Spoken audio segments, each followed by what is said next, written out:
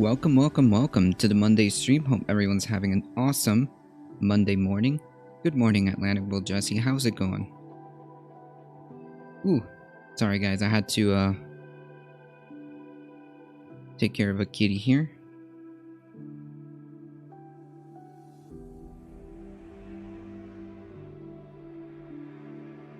The cat's being the cat is being a cat.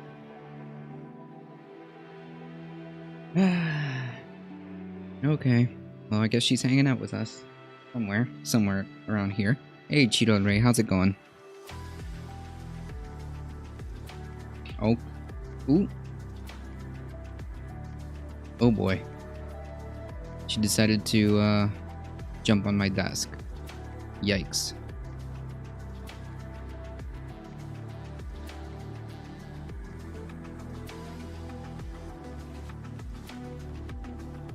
Jump off, kitty, don't do it.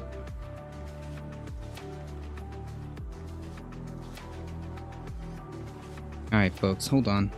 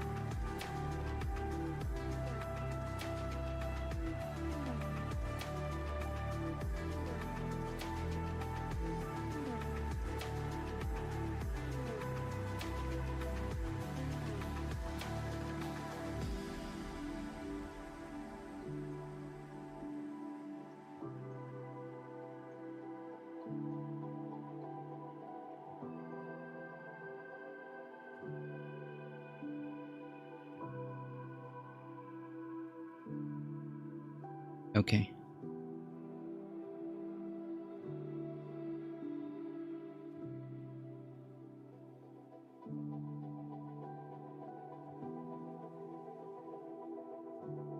Oops. We have successfully evicted the cat.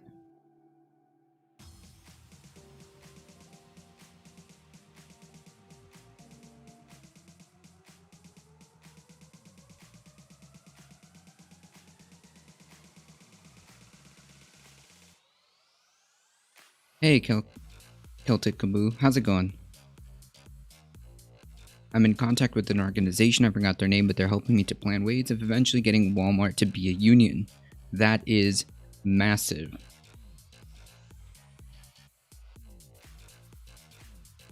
That is massive.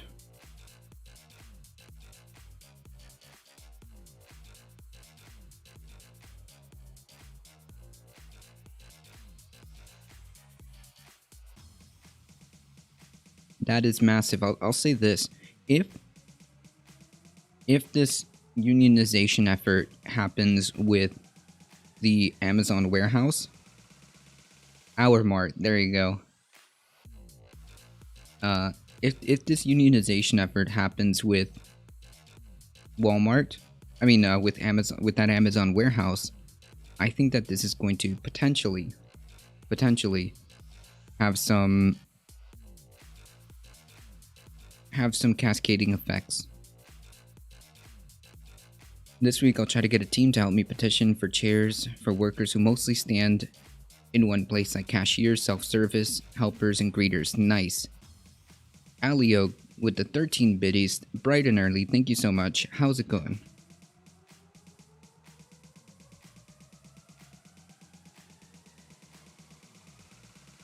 The Amazon workers give me cottage, that is why it's so important. Folks, isn't the vote today? Isn't the vote for the unionization today? Gives me courage. Yeah, absolutely. Sorry, yeah, courage. Absolutely. If the unionization efforts work, which I believe, if I'm not if I am correct, the unionization is happening today. It could have some serious effects, and this could be huge. This could be huge.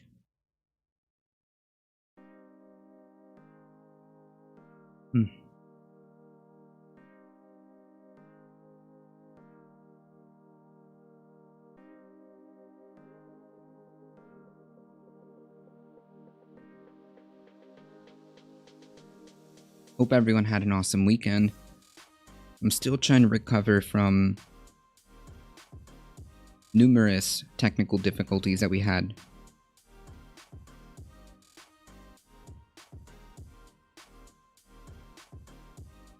On Saturday, so hopefully things go smooth. Good morning, Justin Motes. How's it going? I was researching that 2020 film music with Kate Hudson, Offended and Upset. I have not heard about that. Alright folks, we do have quite the amount of headlines to go through, so let's go ahead and start getting some of these out of the way.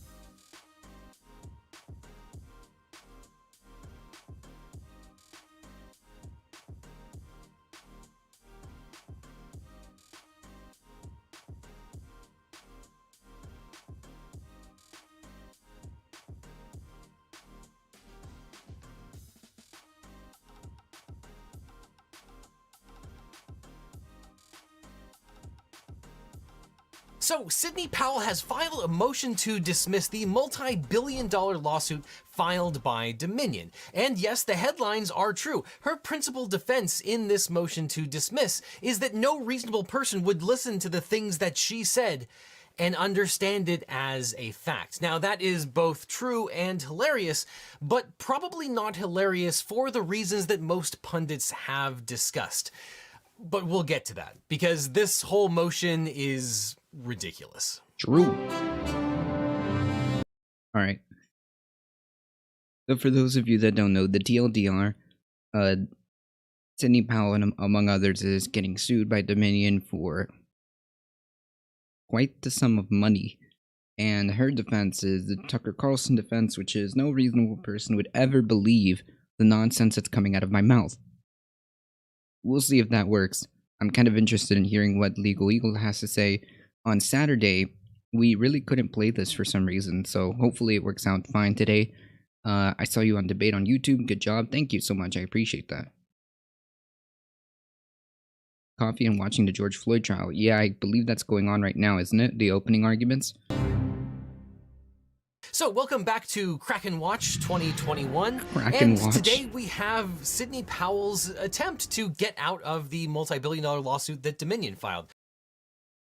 To bring you up to speed, Dominion claims that Sidney Powell said all number of crazy things during the election, and as a result, they lost a huge amount of money. And as a result, they have sued Sidney Powell for defamation. So first off, where are we? Well, this is a motion to dismiss. So if you are a defendant in a case, you can claim that the plaintiff's case is legally deficient by filing what's called a motion to dismiss. You ask the court to dismiss the case.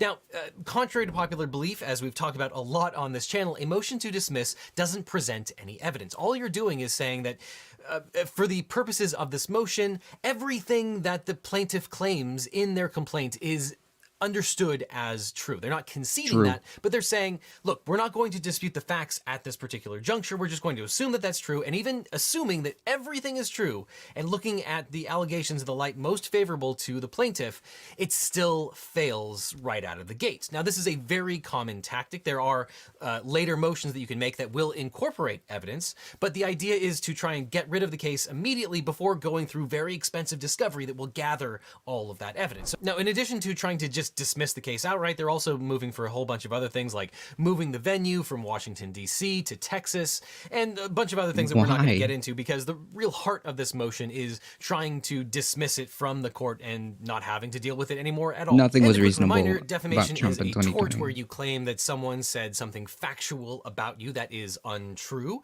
and that caused damages to you and your reputation. So, of course, that requires that the things being said are factual, being capable of verification, and are not someone's opinion. It's not hyperbole, it's not parody. And so you can imagine that a lot of this suit hinges on the nature of the statements at issue here. And right off the bat, Sidney Powell and her attorneys try and argue some things to tip things in their favor. The first argument is that, of course, this whole affair involved political speech, an election, a president being elected, a fiercely contested election in a pandemic. And as you can imagine, free speech rights are at their absolute pinnacle when you're talking about political speech. So if the court were to err on one side, it should be allowing more political or arguably political speech than stifling it. And then number two is that Dominion is a public figure. And if Dominion is a public figure, they're subject to a much higher requirement to be able to prove defamation. This is the actual malice standard that a lot of people have talked about in a defamation context. And this is the checkers game where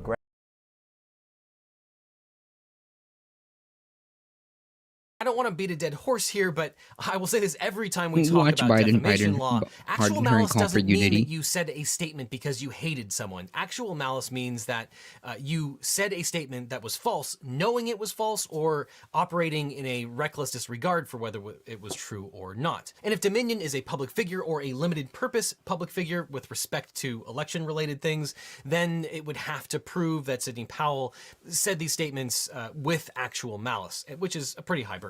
And fair enough, as we covered on this very channel, Sidney Powell might be right about this, and Dominion faces an uphill battle to be able to prove the allegations that they included in their complaint. But that's where this motion to dismiss starts to go off the rails, because now Sidney Powell starts arguing substantively that these statements that she made, the hundreds of them, cannot give rise to defamation, and here's where things get a little bit ridiculous.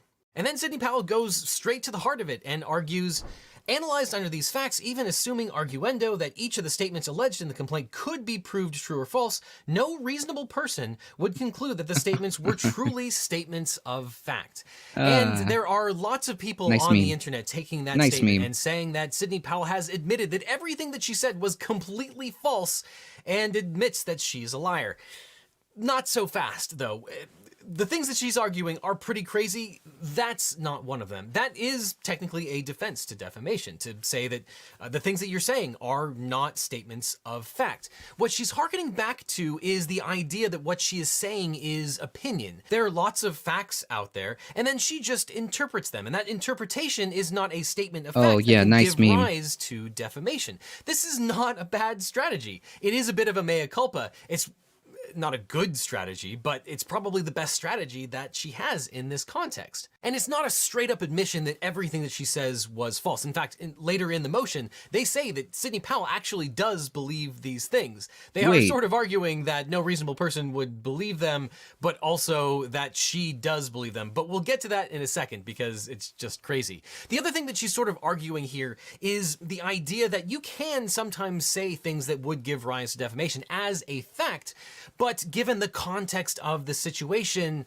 it sort of walks it back. And the famous example of this is the fake letter written by Jerry Falwell that appeared in Hustler magazine, where this putative Jerry Falwell talked about losing his virginity and all kinds of raunchy things in Hustler magazine. It was clearly satire and parody. And even though these were things that were sort of alleged as being true, these were factual statements, the context made it clear that no one would understand these to be actual allegations about Jerry Falwell. Now, ironically, the context may not actually help Sidney Powell in this case, because not only is she saying all of these things on TV, on Fox News, at the RNC, where she argues that it's clearly just political theater, but she's also making these exact same arguments in front of judges. She filed numerous lawsuits contending that these things were actual facts. So Sidney Powell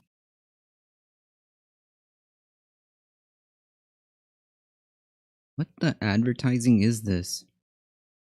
finds herself on the horns of a dilemma here, because on the one hand, she's arguing these aren't factual statements. They're more akin to an interpretation or an opinion, especially given the context. But then on the other, she's actually making these arguments to judges. She wanted the courts to actually intervene and grant temporary restraining orders, preliminary injunctions, relief to overturn the elections on the basis of the things that she's saying here. There might be ways to thread this needle, but this ain't it, Chief. Now, unfortunately, there are some practical reasons why a lawyer might dissemble or at least say different things in different contexts. And that's that it's really hard to sanction a lawyer. Judges hate sanctioning lawyers. Bar associations hate sanctioning lawyers. So if you're going to claim that the things that you were saying were complete nonsense, better to say that in defense of a defamation case where you have millions of dollars at stake, and just try and roll the dice with respect to being sanctioned by the courts that you're appearing of. Now, the irony here is that there are pending sanctions motions against Sidney Powell, and the things that she is arguing in this briefing may hurt her in those sanctions context. Now, the dollar amounts are not going to be the same, but potentially, theoretically, her bar license might be at issue in some of these cases. I mean, I wouldn't at hold the my very breath least, because judges hate to sanction lawyers, just like lawyers hate to sanction lawyers. Though at the same time, it is baked right into legal ethics that you cannot knowingly lie or dissemble to a judge or tribunal. It's all over the ethical rules for lawyers in every single state. And she's running a really, really fine line here, and I would not want to be in her position. And on the one hand, she's arguing that no reasonable person would believe any of these things, and yet she made these arguments to judges and tried to argue them in front of juries in a way to get them to believe these things. And of course, we know that a lot of people believed the things that she was saying. There were thousands of people in Washington, D.C. who stormed the Capitol. I was here. I can attest to it. And so, hard to say that no reasonable person would believe it, because a lot of people believed it. Now, of course, query whether the people that stormed the Capitol were reasonable people. I was about to say, That's not the way that the reasonable person standard works. But still, it's probably pretty good evidence that people believed what she was saying enough to act on it. And I wouldn't want to be in her position and trying to walk that back and saying it was so ridiculous and non-factual that no one would believe it. But look, she has grifted a whole lot of people out of a whole lot of money by saying dumber things than that. The Dominion operators went in and injected votes and changed the whole system. And perhaps the biggest irony here is that she's arguing that as an attorney, as an advocate, as a zealous advocate in front of a court, you have to do what's right by your client. But that cannot mean that you can just make stuff up and fabricate arguments. That's in this not day and the way age, legal ethics work. And it's at this point in the brief where basically Powell's legal team stops citing actual legal authority and they start just citing websites. Now, that's really bad for two reasons. Number one, a motion to dismiss is all about the law itself for the most part, and you can't really bring in new evidence, even if it's not necessarily controverted. So trying to bring in these external websites talking about the robust public discussion, not a good look, and it's almost certain that the court will bounce this motion on that basis alone. Which takes us to the arguments about actual malice. And recall that actual malice is a high standard, and it all hinges on what the alleged defamer was thinking. Did they know the things that they were saying were false? Did they know, or should they have known? Were they reckless with respect to whether it was true or false? And Sidney Powell tries to get around that and get this case dismissed on the basis that she had a true belief that the things that she was saying were true and factual. And so she's arguing that she couldn't possibly have had actual malice with respect to these false statements because she really believed him. So yes, she is arguing that no reasonable person would believe that these were factual statements. And at the same time, she is arguing that she did actually believe the things that she was saying. Yeah. This is incredibly frustrating. What the heck are these ads? President Trump won by a landslide. We are going to prove it, and we are going to reclaim the United States of America for the people who vote for freedom. Then as we round out this motion, we get to another argument to dismiss a co-defendant called DTR defending the Republic. And in something that I think is just funny as a practicing lawyer, you'll notice that there are some formatting errors here. The font has changed colors, sometimes it changes back. What that is indicative of is when lawyers copy and paste from another brief and then forget that sometimes external documents are in a different color. Often it's dark blue.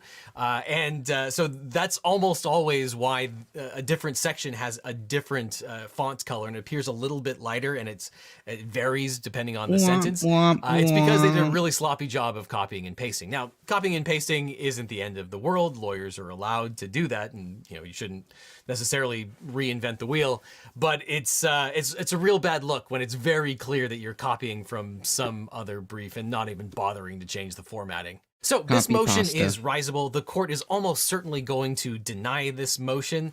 There's a better version of this motion that could have been made, but you play the hand that you're dealt, I suppose. And a lot of people are dogpiling on this, saying that Sidney Powell admitted that she was a liar. It doesn't go that far. She does argue extremely contradictory things that are going to hurt her case. It's going to hurt her in other contexts where she might have to deal with sanctions.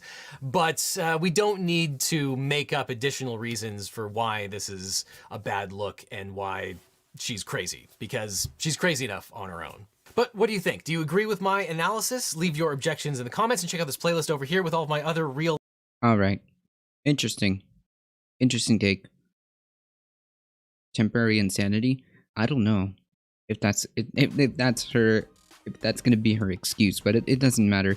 I think that on the premise alone that she is stating that no reasonable person would ever take what she says as fact, I think that's enough for me to say, like, look guys, if anybody still believes this stuff, you're just wrong and you're being unreasonable. That's it.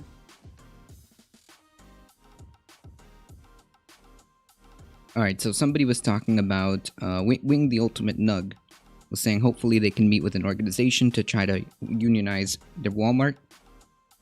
Tesla ordered to have Elon Musk delete anti-union tweet. Well, the real article is not the silly tweet.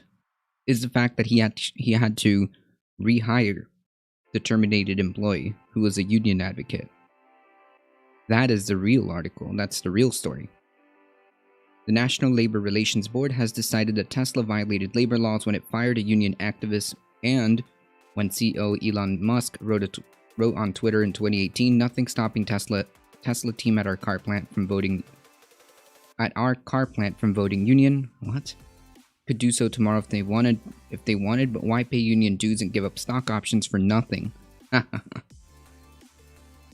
I could flip it around and say, well, if it's not really a big deal, and, it's not really, you claim it's not really a big deal, and in fact, you think that they're possibly getting a worse deal or whatever, why would you put so much effort into stopping a union? If a union is so bad, why would you do all your efforts to stop it?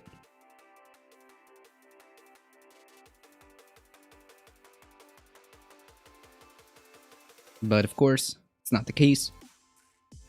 A union is the exact opposite. And they're afraid. Every time someone makes comments like this, it's just simply acknowledging that they're afraid of a union happening at their company. That's it. That's it. Nothing more, nothing less. Among other things, the federal agency has directed Tesla to ask Musk to remove his offending tweet and to offer a job back to the terminated employee Richard Ortiz. Tesla must also compensate. Yes. Tesla must also compensate Ortiz for the loss of earnings, benefits, and adverse tax consequences that resulted from his firing. That is the bare minimum that should happen, right?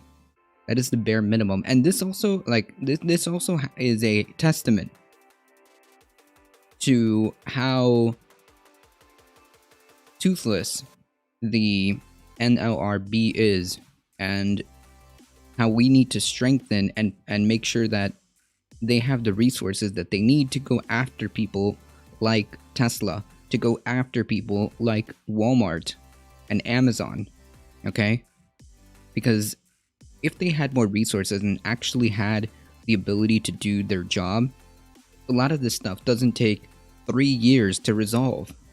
This was in 2018 or what? 2018. Okay, this was in 2018. If the NLRB had the resources it needs, a lot of this stuff wouldn't, first of all, wouldn't be happening, and second of all, could be dealt with accordingly.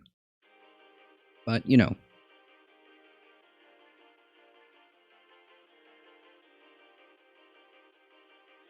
The employee was part of an organizing campaign, Fair Future at Tesla. At the time of the campaign, Tesla said its business should stay union-free, of course. But Musk's public comments on his Twitter account, where he has tens of millions of followers, were seen as threatening. Yeah. Tesla considers Elon Musk's tweet to be official company communication as disclosed in its financial filings. Nice. That's how you get them.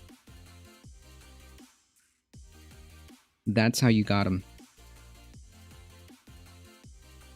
This is the only person at fault here is Elon Musk and Tesla for allowing Elon Musk to be there, for allowing Elon Musk to still have a job.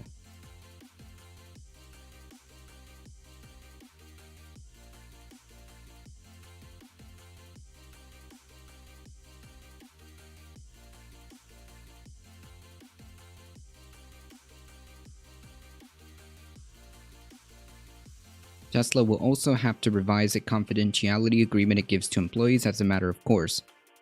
The company previously told employees that they were not allowed to speak with the media without explicit written permission. However, national labor law generally protects employees when they speak with the media about working conditions, labor disputes, or other terms and conditions of employees. Yeah, why would you want to sign? Hey, if your company is doing so awesome and your company is doing amazing things in terms of like employee benefits and employee working conditions, pay. Why wouldn't you want them to go to the media? Why wouldn't you want them to speak to the media about how awesome conditions are at Tesla?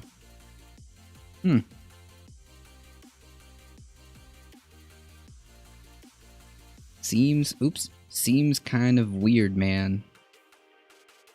Seems kind of weird. The board also directed Tesla to post notices nationwide and hold a meeting or a series of meetings at their main U.S. car plant in Fremont to inform workers of their protected rights. At the meeting, Musk himself, or a board agent in the presence of Musk, will have to read that notice to workers along with security guards, managers, and supervisors. News of the decision was previously reported by Bloomberg and confirmed by the United Auto Workers, which brought the suit. Tesla was not immediately available to comment. Okay, so yeah, the TLDR of this story, the TLDR of this story is the NLRB doesn't have the resources it needs to effectively go after people like this. Okay? That's number one. It took 3 years for them to resolve this issue. It shows how weak our labor laws really are. Okay, because yes, we have laws and we have protections, but we have toothless enforcement. Number two, it shows just how scared they are about unionization. And I guarantee you a lot of this is being brought up because, again, these workers at Amazon are on the cusp of unionizing. These Amazon workers are on the cusp of unionizing, and it's going to have ripple effects for labor. I'm almost certain of it.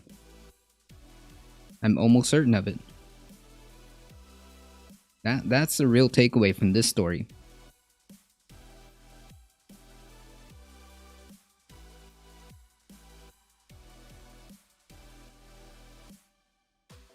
Also, get wrecked.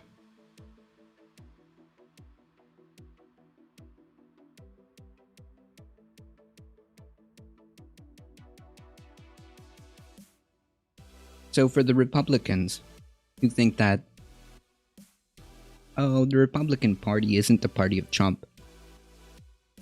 Well, is it? Trump lawyer Lin Wood to run for. By the way, this person is beyond his rocker, beyond off his rocker.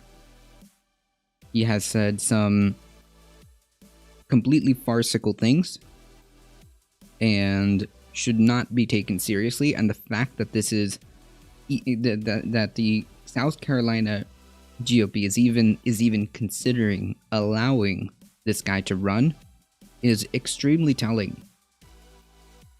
Is extremely telling. But you know, I guess this is the new normal for them.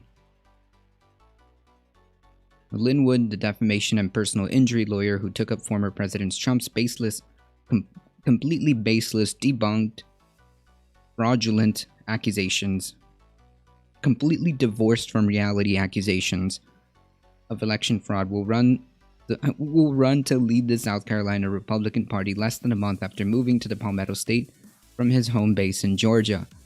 Wasn't he also being accused of election fraud because of some sketchy stuff when he moved to Georgia? Or how he voted in Georgia? Okay, so I don't know if I'm getting this story right. I'm gonna have to correct myself. But wasn't he in Georgia attempting to vote, and now he's being investigated because he actually doesn't live there officially or something? I'm not sure. I'm gonna have to fact check myself on that one. Don't quote me. Will run to lead the South Carolina Republican Party less than a month after moving to the Palmetto State from his home base in Georgia. In an email late Sunday, Wood confirmed that he would seek to oust Chairman Drew McKissick, who has run for the South Carolina Republican Party since 2017. A compelling reason for my decision to run for chair of the South Carolina Party is that it is time for the leadership of the party to recognize and appreciate the amazing patriots stepping up. Yeah, hey, the amazing patriots, like who? Like Lauren Boebert? Is that who? The amazing patriots, like Marjorie Taylor Greene? Is that your amazing patriots? Stepping up to get involved in the party. This is not the time to take actions to exclude them. Oh, if they know what's good for them. But, you know. Wood said in an email he cited a dispute over control of a local Republican Party organization in Horry County, home of Myrtle Beach. I'm no fan of government corruption. Check my record. Press X to doubt as you supported one of the most corrupt presidents.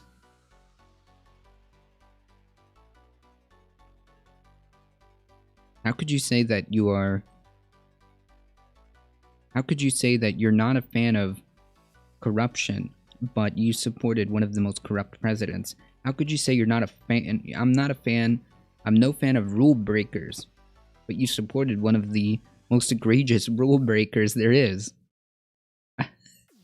I mean, it's like these people talk in doublespeak all the time. These people literally talk about they literally talk in doublespeak all the time. They create these things like, for example, I'll give you an example. The election laws that are currently being rolled out in over 40 plus states, which I highly recommend you guys please pay attention to those coming to most states. Okay, so most likely if you live in the US, you will be impacted in some way, shape, or form. Okay, most likely.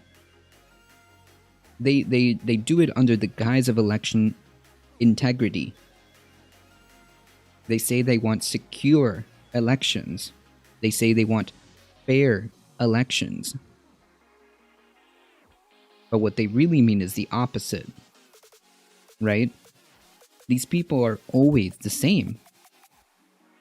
They're always the same. They say I'm not a fan of government corruption, but supports one of the most corrupt administrations. I believe strongly in the rule of law, while supporting one of the most, egregious rule breakers. I detest shady backroom deals, as Trump has been caught red-handed doing shady backroom deals. This is the exact thing as it's the term doublespeak, I guess. I don't know, but they say one thing, but they really mean the opposite. Eat 420. How's it going? I'm not putting past any of the people who cry voter fraud to be fraudulent voters. True. Good morning. Good morning to you. Hey, Go Past Tech. How's it going?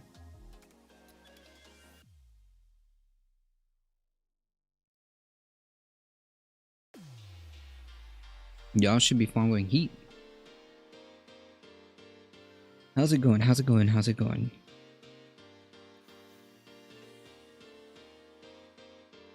I detest shady backroom deals as I support shining light on darkness. Except, you don't. Check my record. We did.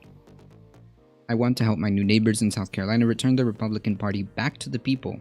What kind of people? What do you mean by the people? The people have all the power, not the elite cabal of old guard leadership. Okie dokie. The people of South Carolina... The people of the South Carolina Republican Party will bring integrity back to the party and to the government. Wait.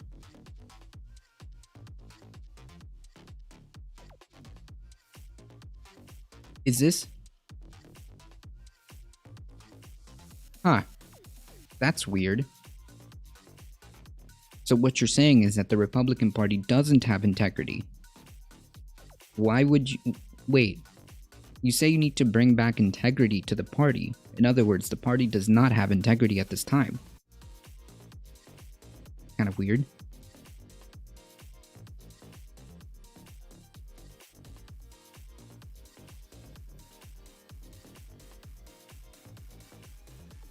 I'm in a bad mood, but we will make do. I'm sorry to hear that, Go Past Tech. I'm sorry to hear that, friend. I hope you have a better day. We're just enjoying the cadence of your voice, dude. Hey, thank you. I appreciate that. I'm sorry to hear that, Go Past Tech. I hope it gets better throughout the day.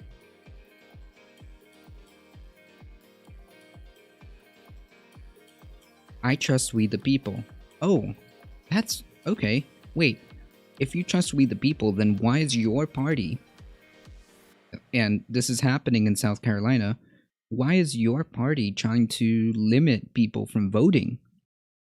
Why is your party trying to implement laws that limit early voting hours, that try to limit early voting places, that try to put more restrictions for people to be able to vote? If you trust we the people.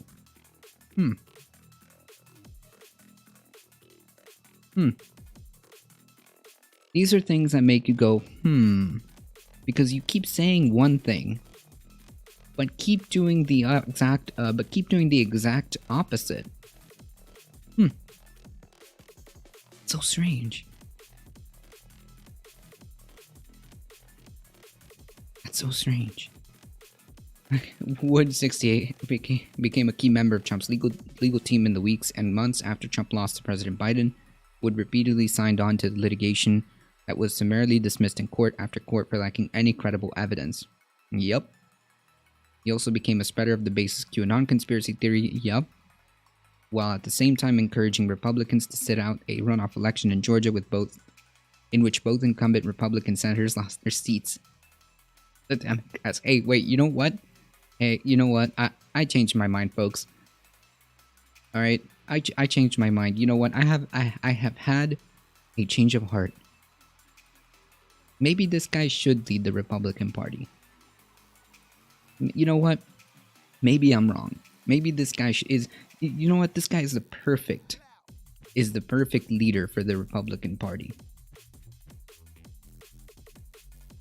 I changed my mind. I want this guy to lead the Republican Party. I think that he has done a phenomenal job in losing after court battle after court battle. I think he has done a phenomenal job to tell Republicans to sit off crucial runoff elections. I think he did a phenomenal job encouraging Republicans to sit out a crucial runoff election.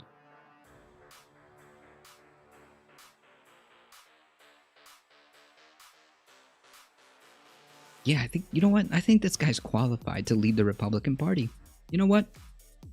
I changed my mind. Maybe this guy should be the one.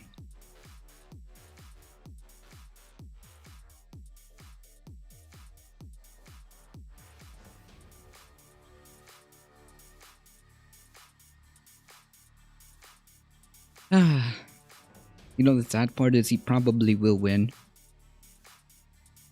Though he, oh yeah, here it is. You see, I knew I heard about this somewhere. Though he was born and raised in Georgia, he is under investigation for voter fraud. In the Peach State after he told the reporter he moved to South Carolina before November's election.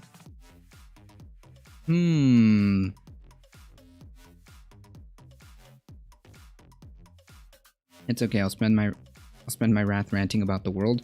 That's a good way of doing it. Again, it's like they say one thing.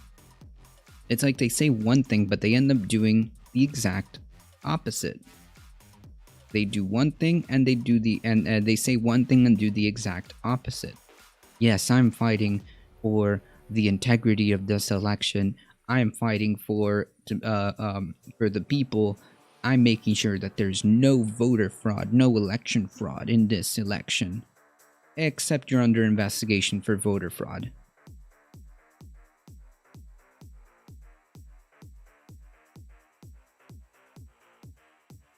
Absolute clown. Absolute clown.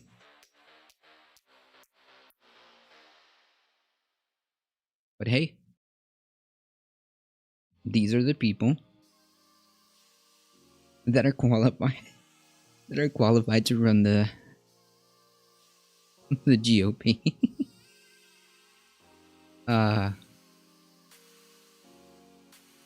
You can't make this stuff up, folks. You really can't make this stuff up.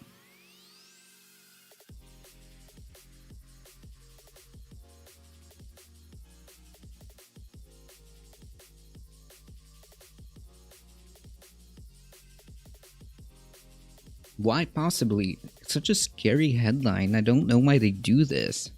Why possibly changing the filibuster brings threats of political nuclear war? Ooh, spooky. To a growing number of Democrats, the filibuster is a giant barrier to everything they want to accomplish. It's not just Democrats, it's to democracy itself. Okay?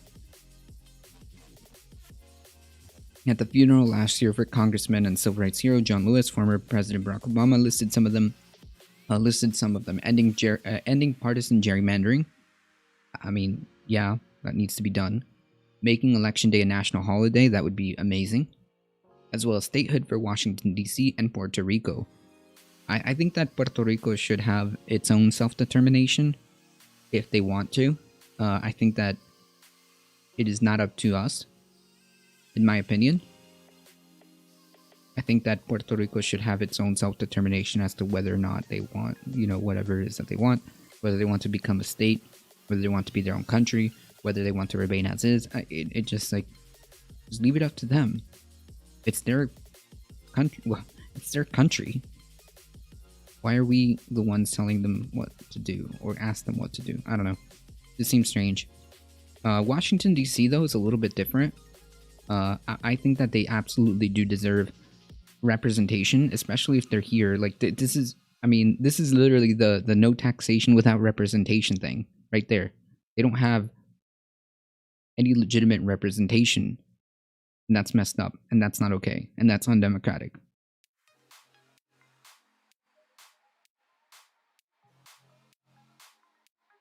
And if all this takes eliminating the filibuster, another Jim Crow relic, in order to secure the God-given rights of every American, then that's what we should do, Obama said instantly, resetting the debate over the Senate procedure that allows a minority party with 41 votes to stop most legislation. Obama defined the debate over the filibuster as an existential question for the future of American democracy. Now that Democrats have control of the White House and Congress for the first time in a decade, with voting rights as a top priority, Obama's argument becomes central for the party. Yeah, it's not even about Republicans or Democrats, okay? The idea that we can bring to a complete halt, we can completely bring to a halt our systems or our institution in this manner is not efficient, it's undemocratic, and really needs to be changed, okay? Because it seems like this process doesn't really happen in in like the state levels, right? And and state governments are able to function just fine. If I'm correct, I don't believe that all state governments have these type of these type of filibuster rules. In my opinion, I think that is correct. Okay, and you can fact check me. I'm sure that states have their own. Each individual state has its own law, but I think that state legislatures generally don't have this problem and are able to pass legislation with majorities.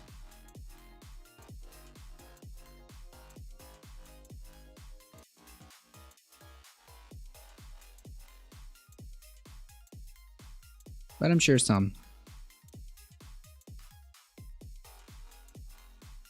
I'm sure some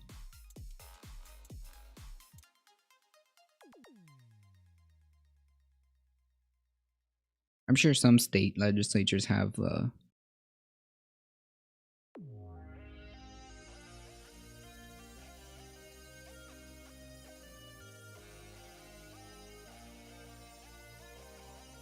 filibuster rules.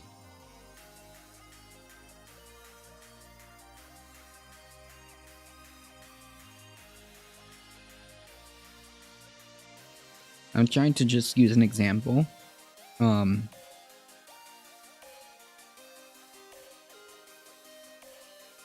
trying to use an example as Florida, but I don't see anything about decorum, proper forms of address, explanation of voting, casting a vote for another. I'm trying to look for like the rules in the Florida Senate, and I don't see anything about filibusters. Maybe I don't have all of this.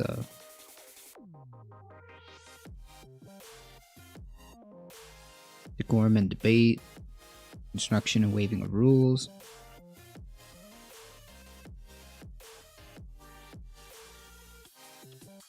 I don't see anything that involves a filibuster in Florida. So if you have like a simple majority, you can pass legislation and just do things more quote unquote more democratically. KTS Shine, thank you for the follow. I appreciate that. How's it going?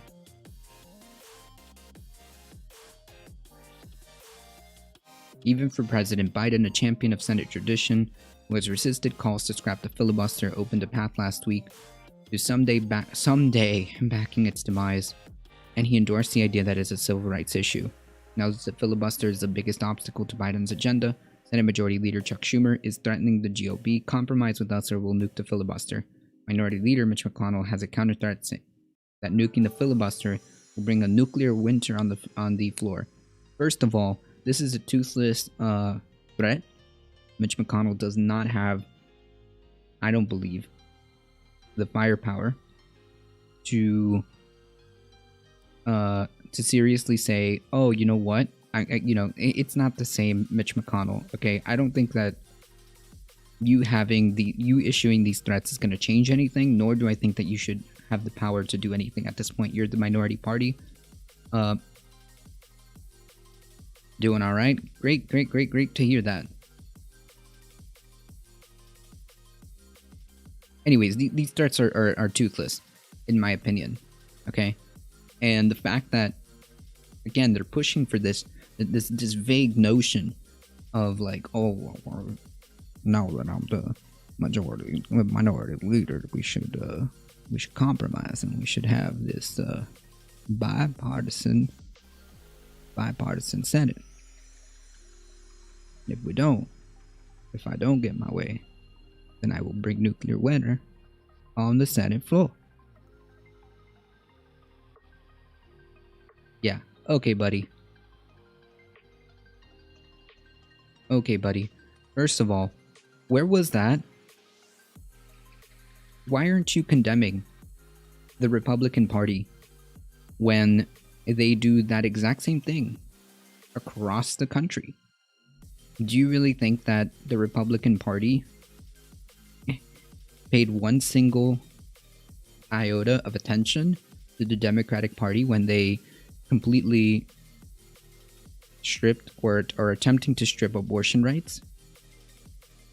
Do you think they sat there and said, you know what, let's do some bipartisanship legislation, and let's see if we can get Democrats on board let's see if we can get Democrats on board to destroy abortion rights?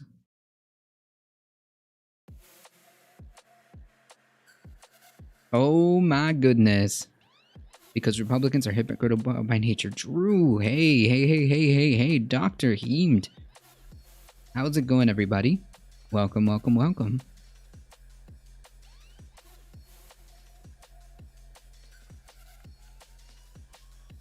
Boondocks Dragon, good morning, beautiful humans. Good morning. Hey, James, TB. How's it going, everybody? Welcome. I'm absolutely triggered AF. Oh, no, why? Why, Dr. Heemed? But I sent here to calm down and chill with you. Thank you for the follow, Serenity. Stupid news? Yeah, well, it happens. Solemn Rage has covered a tough story.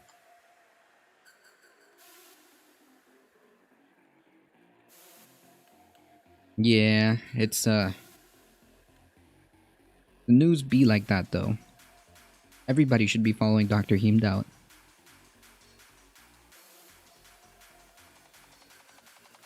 Enjoy ADT, everyone. Thanks for hanging out. Thank you. Thank you, Dr. Heemed out. Again, please, if you haven't already, go follow Dr. Heemed. Into the Solemn Rage has covered a tough story. Oof. Cherry, thank you so much for the follow. I appreciate that. Well, for those of you that are hanging out here, I am A Difficult Truth. We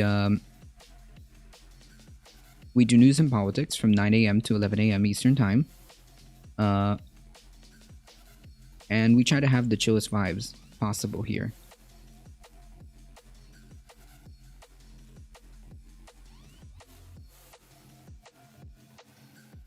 Once again, thank you so much, Dr. Heemed. I appreciate that. Now the filibuster is the biggest obstacle to Biden's agenda. Senate Majority Leader. Ah, yes. Okay. The nuclear winter. Okay, cool. Nobody serving in this chamber can even begin to imagine what a completely scorched earth Senate would look like. Yeah. Okie dokie. Yeah. Keep your threats. How are you gonna cause? Hey, listen. How are you gonna cause a 100 car pileup when, if things require a simple majority, if you don't have that majority and you don't have other levers to press? That sounds like empty threats to me. That sounds like empty threats to me. With constant quorum calls and senators required to be physically present in the Capitol day and night in order for the chamber to function. Okay. And then, see, here's the scary part. Here's the scary part. Here's the scary part. And here's the... If anything, Mitch McConnell gives us the perfect argument as to why these people should never be in power. Okay? Mitch McConnell gave us the argument as to why these people should never be in power. A sea of chill as opposed to a sea of hype. True.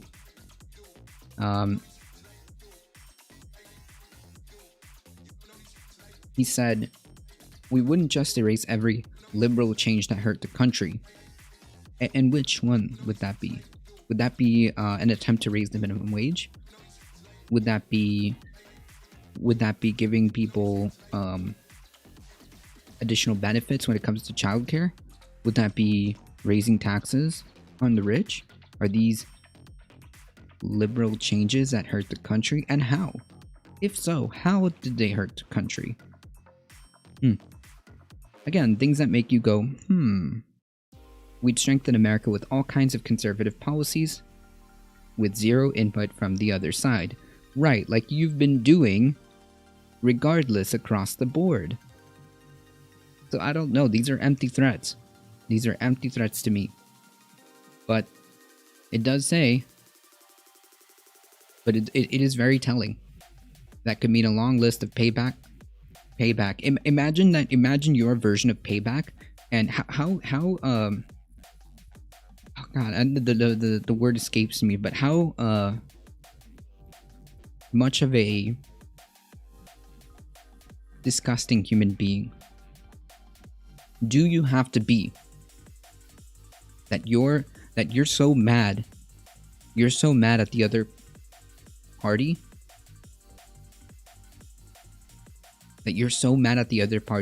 that your payback is to screw the people of the same country that you claim that you want to protect and care about, right?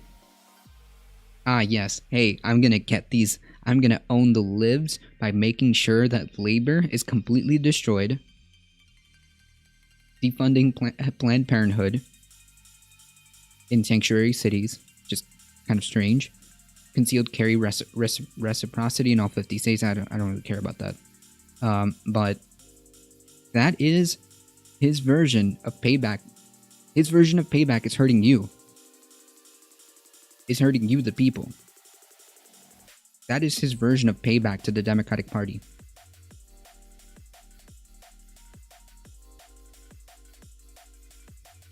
Mitch himself can fuck off, but he's right that liberals won't do so.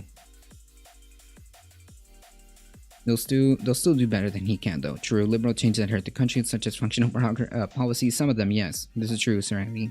Honestly, the Republicans need to stop electing anti-leaders. True. They're authoritarians, yeah.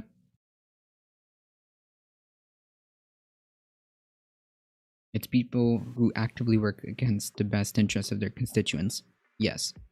I mean, this is so telling.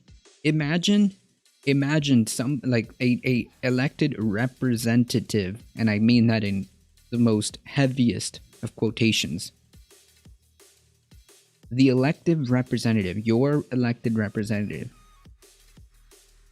is threatening payback on the opposite party by hurting the citizens, by implementing laws that hurt citizens, by implementing laws that hurt workers, by implementing laws that hurt women.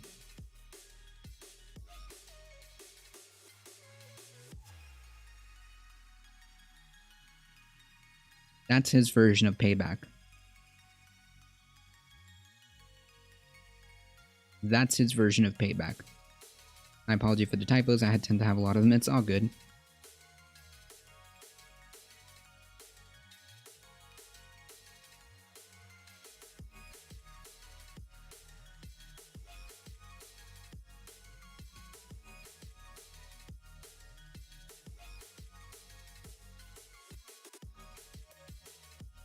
If there's one thing I learned over the last 20 years, is that when Mitch McConnell makes a threat, Mitch McConnell follows through with the threat, said Josh Holmes, and McConnell's former chief of staff.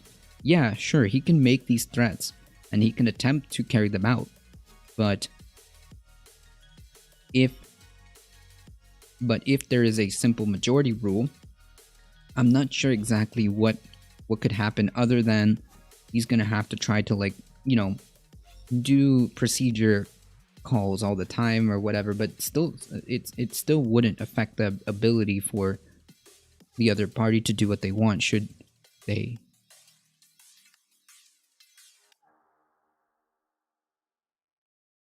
But Democrats don't seem scared of scorched earth, and a scorched earth Senate would be hard for McConnell to maintain, they say, since Republicans would suffer too.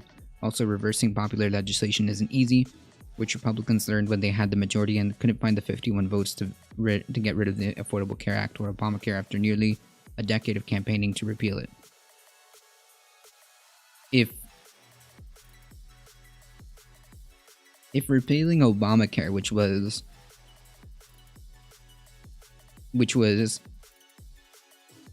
I mean, wasn't really a healthcare plan, but if repealing Obamacare was the big thing, and Republicans couldn't even find the support to repeal that, can you imagine if we actually had a universal healthcare system? Can you imagine if we actually had a universal healthcare system? Yeah, that's what they're afraid of.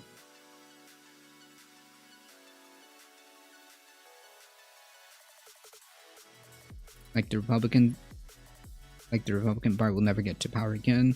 They literally killed Hunter Base to own the libs. True. It honestly baffles me how people can honestly be conservative. It doesn't follow much logic in terms of science. Yeah, well, you don't need a lot of that to be conservative. McConnell also promised Obama would never get a second term. Yeah, I mean, he tried. He tried, or get a new legislature passed. Yeah, he tried. Like I said, he's welcome to make those threats and try to follow up on them, but that doesn't mean he'll be successful. Hope you're doing alright, Alley Cat. They're scared of human rights. Yeah, they're scared. They're honestly scared that their party is becoming irrelevant and more scary. So they're doing whatever it is that they can to attempt to hold on to what power they have.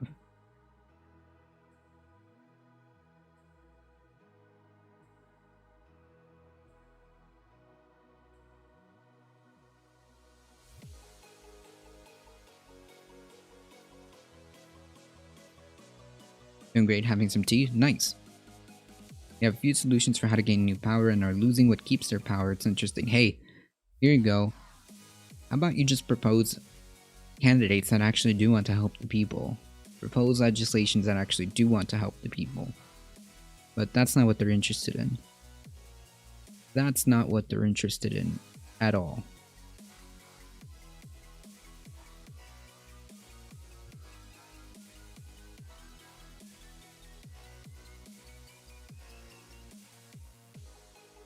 This isn't the first time senators have considered changing the filibuster. It once took 67 votes to break the filibuster. That was reduced to 60. There was an exemption made for fiscal policy with the budget reconciliation process that was used to pass Obamacare, the 2017 GOP tax cut bill, and President Biden's $1.9 trillion pandemic relief package.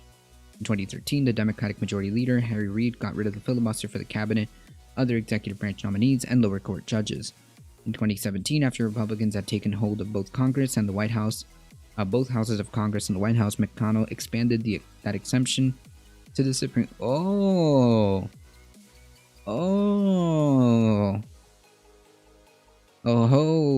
wait.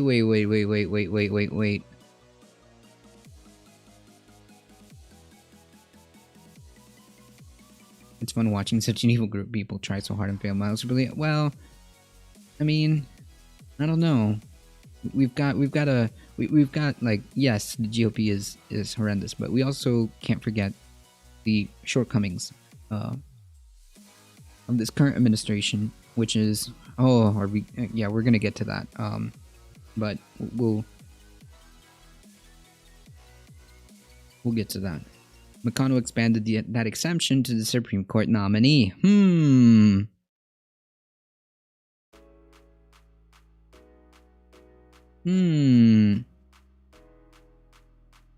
You don't get to complain when you bent the rules for yourself and your party because you knew that you were going to get to pick multiple judges, and not only that, you used the same type of underhanded techniques to block the Supreme Court nominee from the previous administration, and then bent the rules, and then did an about-face, bent the rules so that you could get your judges onto the court.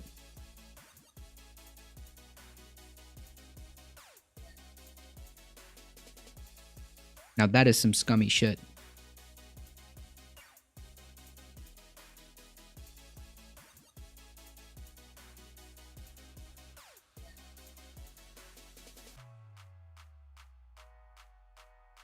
Hold on, folks.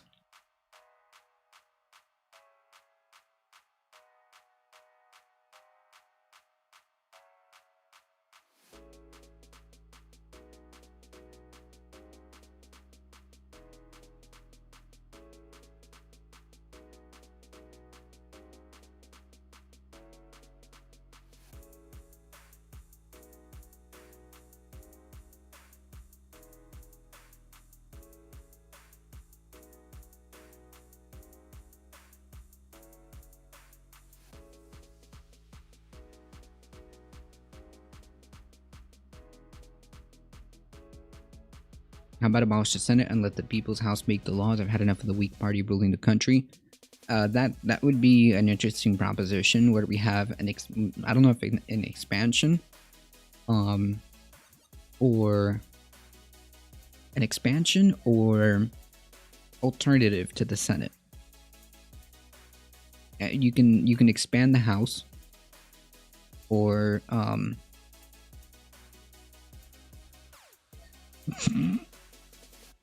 if Mitch McConnell was a Pokemon, he'd be a Grimer. True. His evolved form, Muck.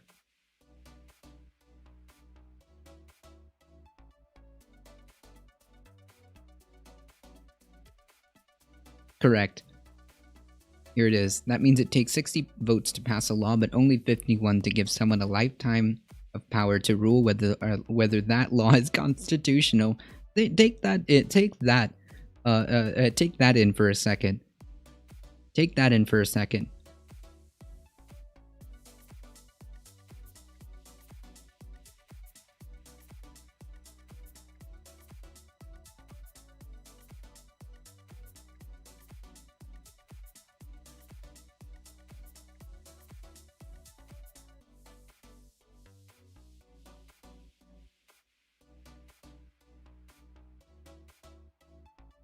And lo and behold, within the next 6 years, not only did Republicans take advantage of it, they put 3 times as many judges on the courts than Democrats did in the same amount of time. They confirmed 3 Supreme Court justices. What he was able to accomplish with judicial nominations over the last 4 years is like a conservative Mount Rushmore moment. Yeah. You know what?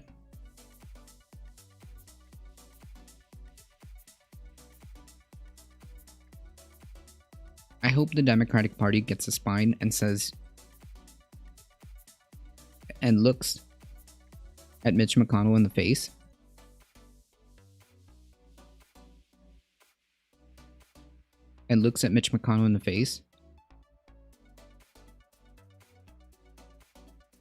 and says, get fucked.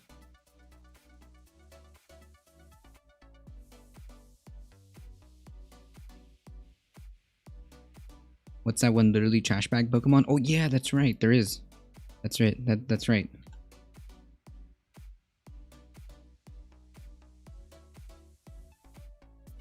Trubbish.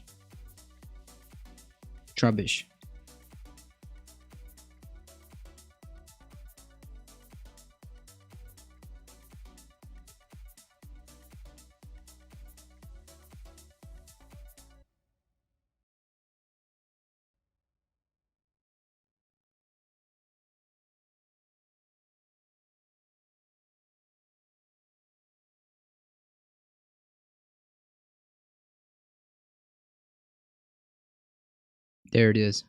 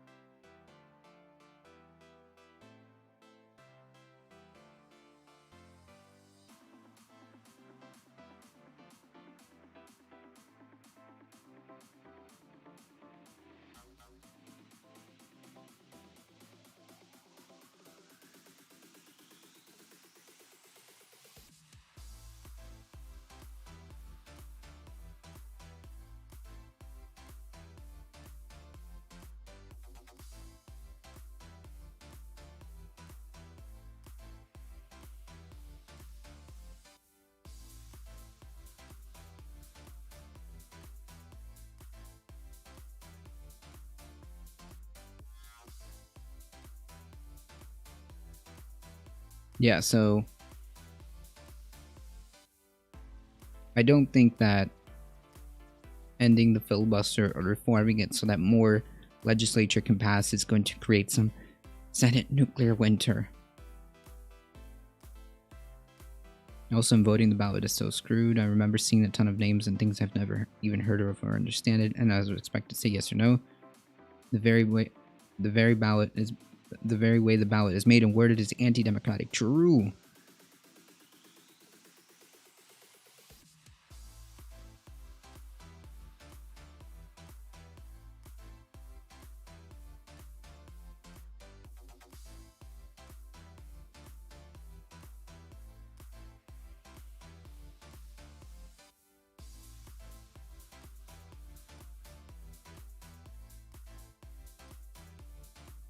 Change my name for Pastor Dave.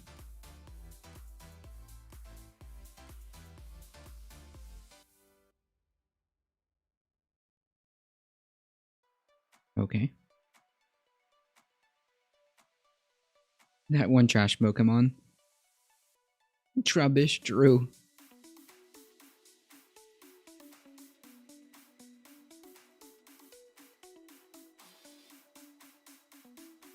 Yeah, Dragon Tamer. The thing is, like, we can't have people understanding what's happening. Can you imagine? Can you imagine if people actually understood what they were voting for?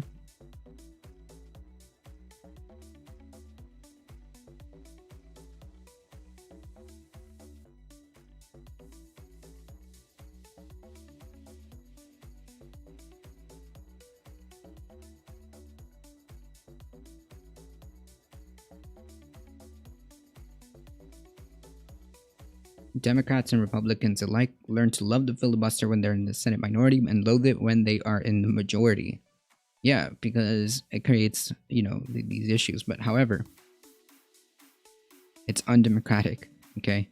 If the people elected the majority party, then they elected the majority party. That's the whole point of democracy. I think that honestly we should move to an even more democratic system where we have multiple parties, where you have some type of parliamentary system.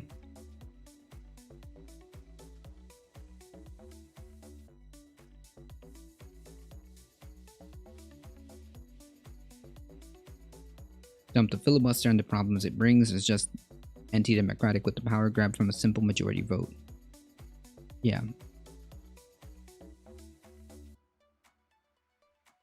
My boomer dad literally said he votes based on how the name sounds to him. What? Wait, you can't do that. Okay, let me rephrase that.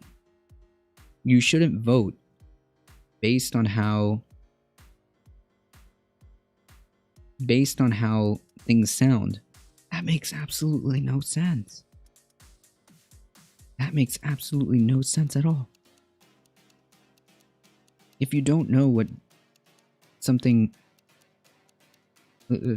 is, don't vote for it. What? This is so bizarre.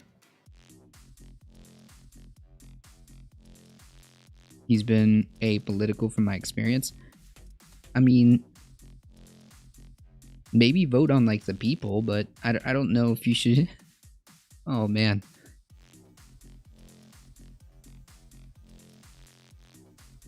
The House and President are supposed to do what the filibuster does. There you go.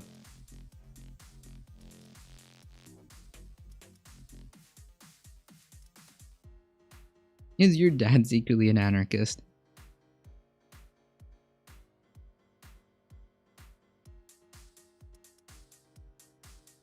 TLDR,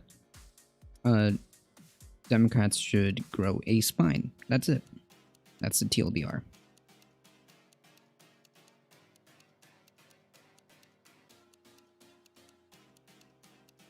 So, to clear the air on any doubts,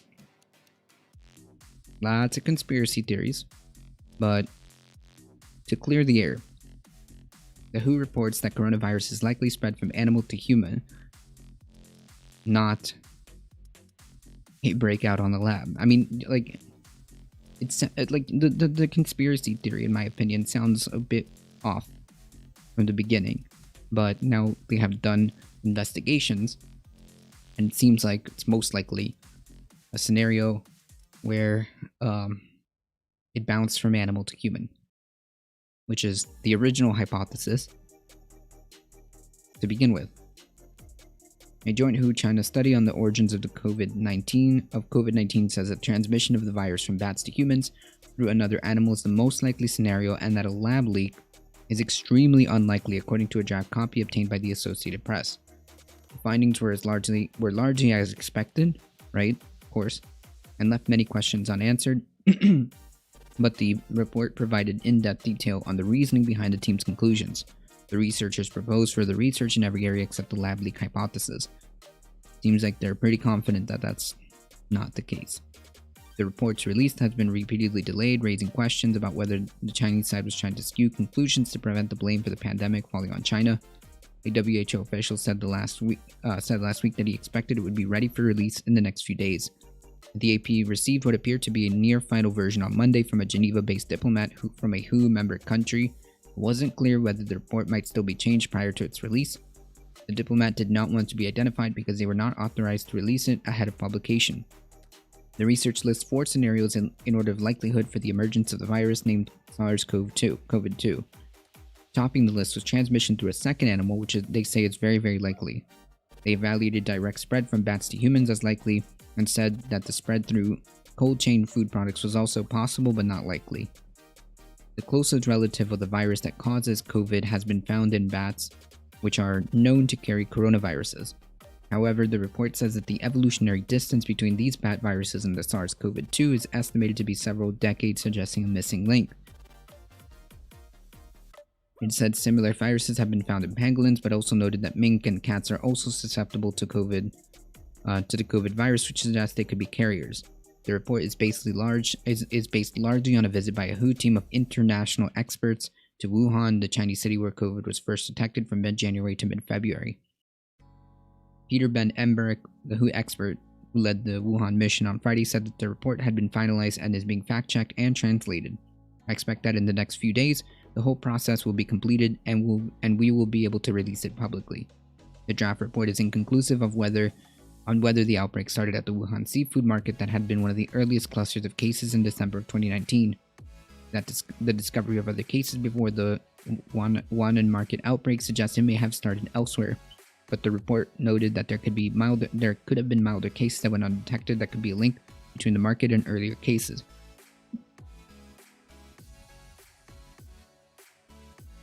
Yeah, so we don't even know. No firm conclusion therefore about the role of the Huanan market in the origin of the outbreak or how the infection was introduced into the market can currently be drawn. As the pandemic spread globally, China found samples of the virus on the packaging of frozen food coming into the country, and in some cases have tracked and localized outbreaks to them. So lots of different potentials here.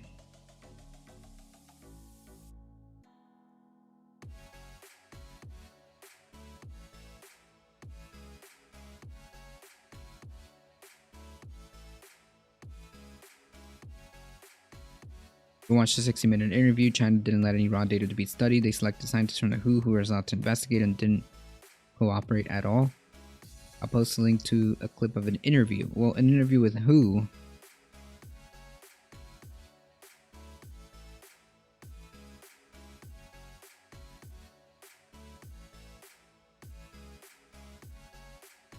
President Arif Alvi?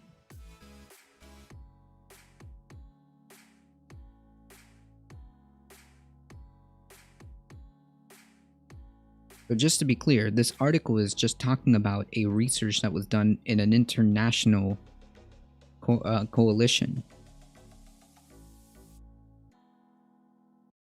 So I guess all of these people from different countries are in on it? Is that what you're saying? Does that make sense? Does that really...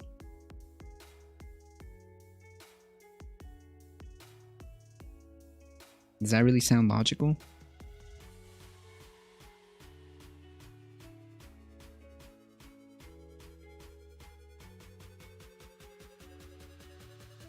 Imagine thinking that China had the ability to select each international. So they went to each country and said, you can choose this person. That doesn't sound very plausible.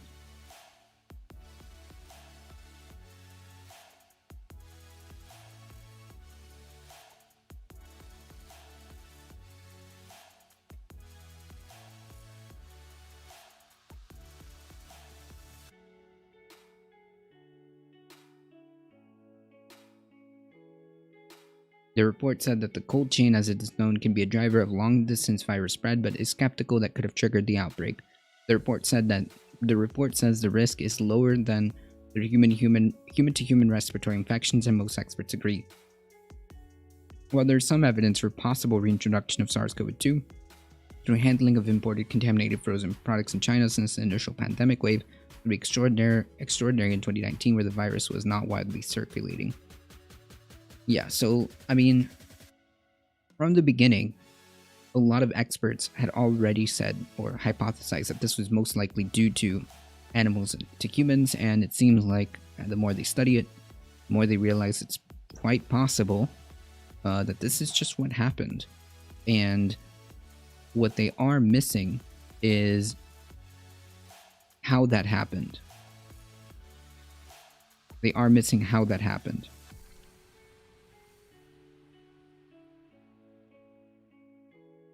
That seems to be the biggest question. The biggest question is, was there an intermediate... Can I post links here? Nope. You can send it to me via DM.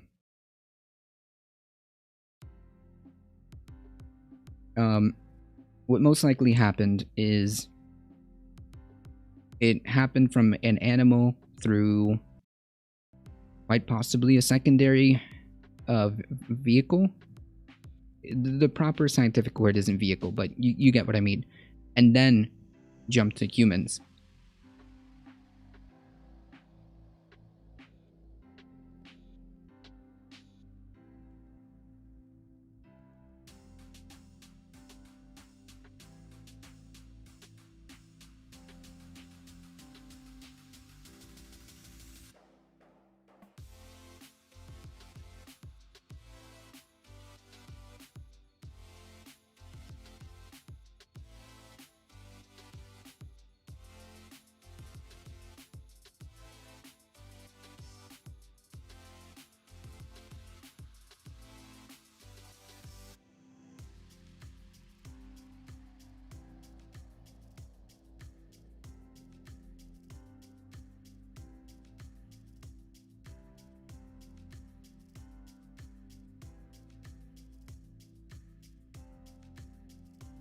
I had seen that the World Health Organization team only spent 3 hours at the lab. While they were there, Yeah. they didn't demand access to the records and samples and key personnel. That's because of the ground rules China set with the WHO, which has never had the authority to make demands or enforce international protocols. It was agreed first that China would have veto power over who even got to be on the mission. Secondly, And WHO agreed to that. WHO agreed to that. On top of that, the WHO agreed that in most instances, China share its findings with these international experts. So these international experts weren't allowed to do their own primary investigation. Wait, you're saying that China did the investigation and showed the Okay, but results who to is the this committee and that person? was it?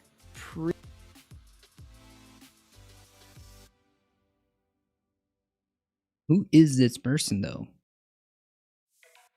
First of all, who is this person? Second of all, even 60 Minutes is saying... I don't understand.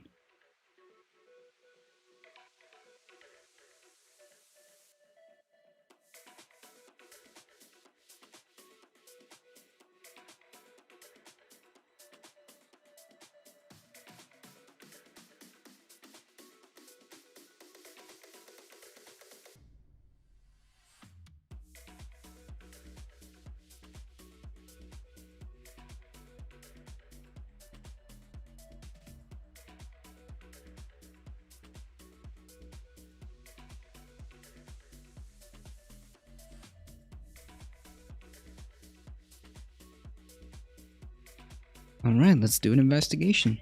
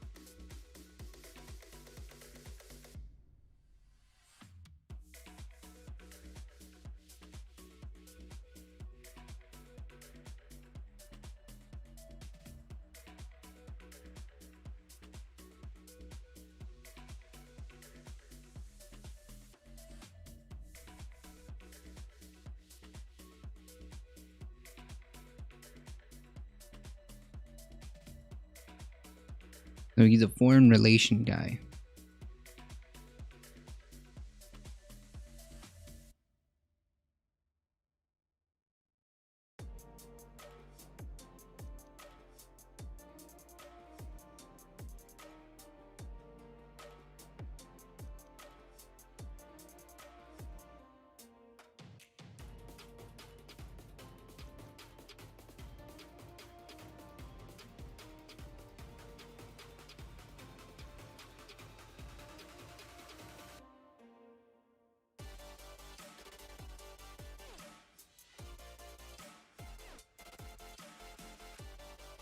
A sci-fi novelist? I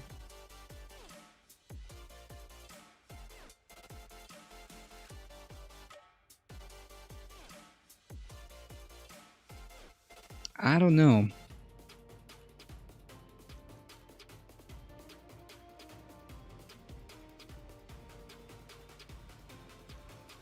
Because you have to understand that when you talk about something,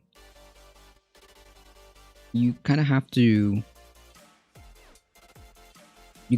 back that up.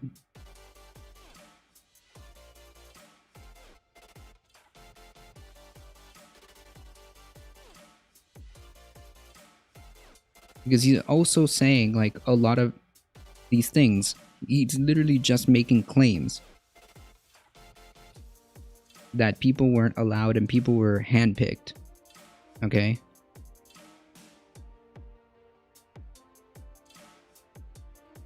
Like, does any of this make any type of sense?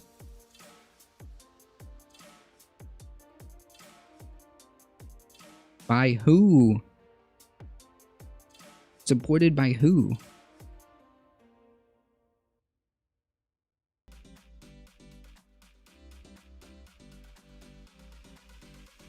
Renardis, how's it going? But he's a Trump appointee, Biden appointee, or career type? I have no idea. It seems like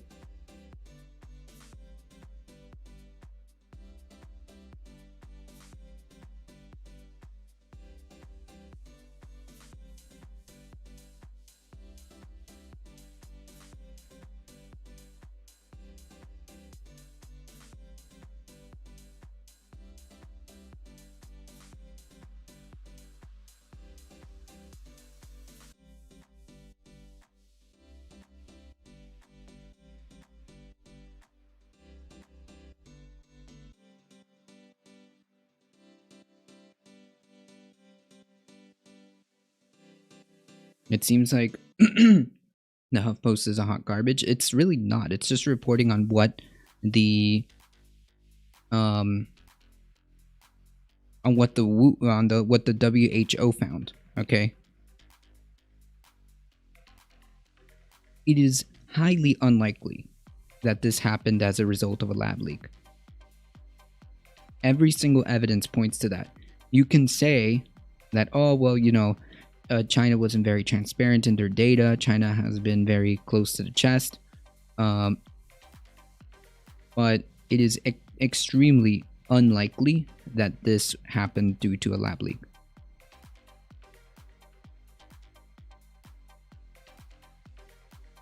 Yella King with the tier 1 subscription. Thank you so much. I appreciate that.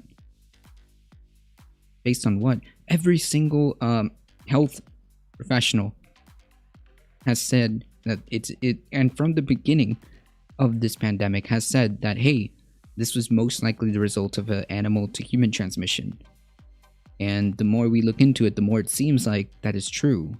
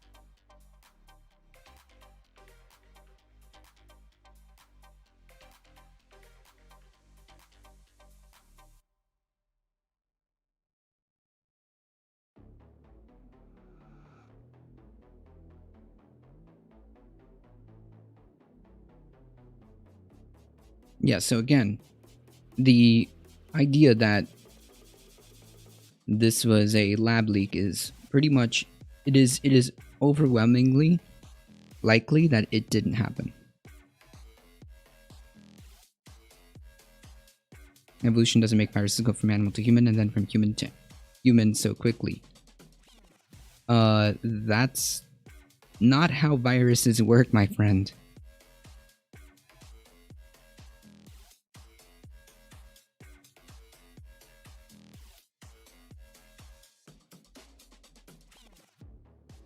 Wait, you do know viruses evolve quite rapidly. In fact, we saw this virus evolve right before our eyes in weeks. So you can say that, okay, China has not been very forthcoming. China has been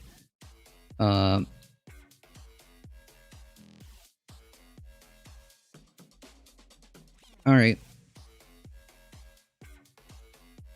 You don't have to be here, you know. Anyways, so you can say that China doesn't really have its most open availability for data. That does not mean, or does not equate logically, that it is a lab leak. Like, do you understand how this logic works, right? So China not being forthcoming does not equal lab leak. It just means they weren't forthcoming.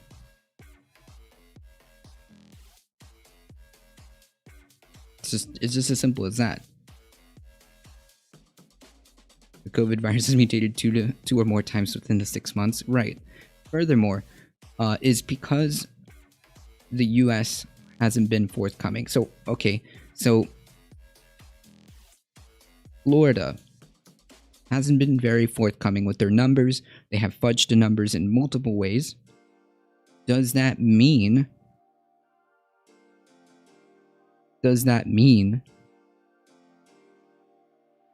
that all of a sudden Ron DeSantis cooked up some weird stuff that's happening in Florida? Does that mean Ron DeSantis is then responsible for the new variant that's rolling around in Florida? Because they're not very forthcoming, and there's like weird stuff with the numbers, and they attempted to arrest the data scientist there. So does that mean that we now have to create an entire conspiracy theory around that? Or can we just say, hey, Florida is not being forthcoming with their numbers, and that's a problem?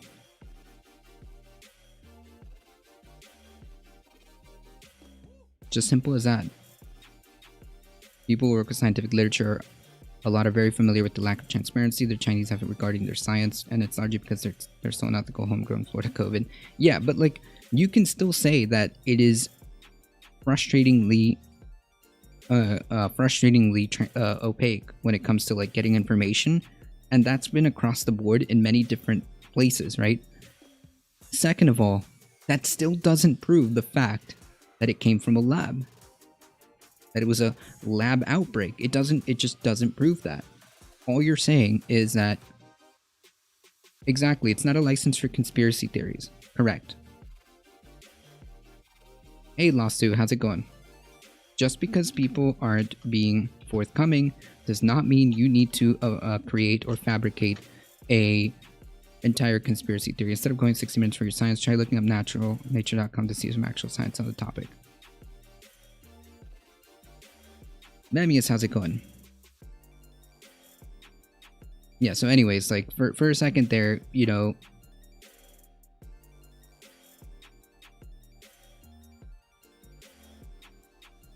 mind you, this is the same guy who also went to Joe Rogan.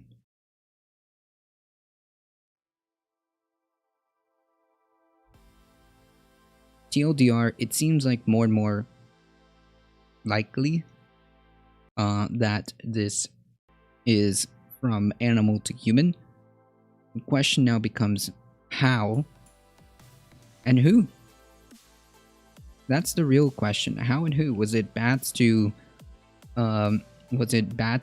cats to humans? Was it Was it not even related? Was it a bat to a pangolin to a human?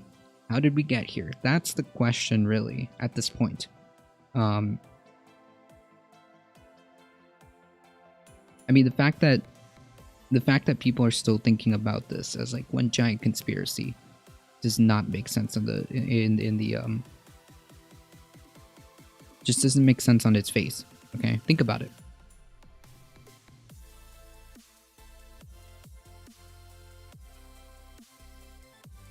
How's it going, Lasso?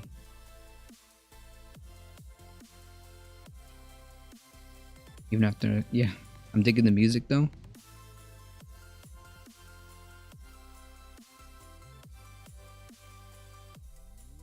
Yeah, there you go, Yellow King. No evidence for one is not evidence for the other. There you go. Just waking up. Same.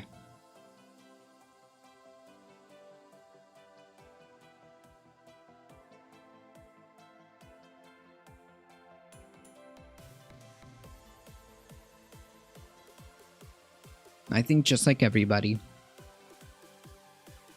the Chinese are just trying to protect their honor or their, I don't know, bravado? Bravado? I don't know. Whatever the word is, and they're trying to make themselves look as good as possible, just like everybody else. Just like everybody else.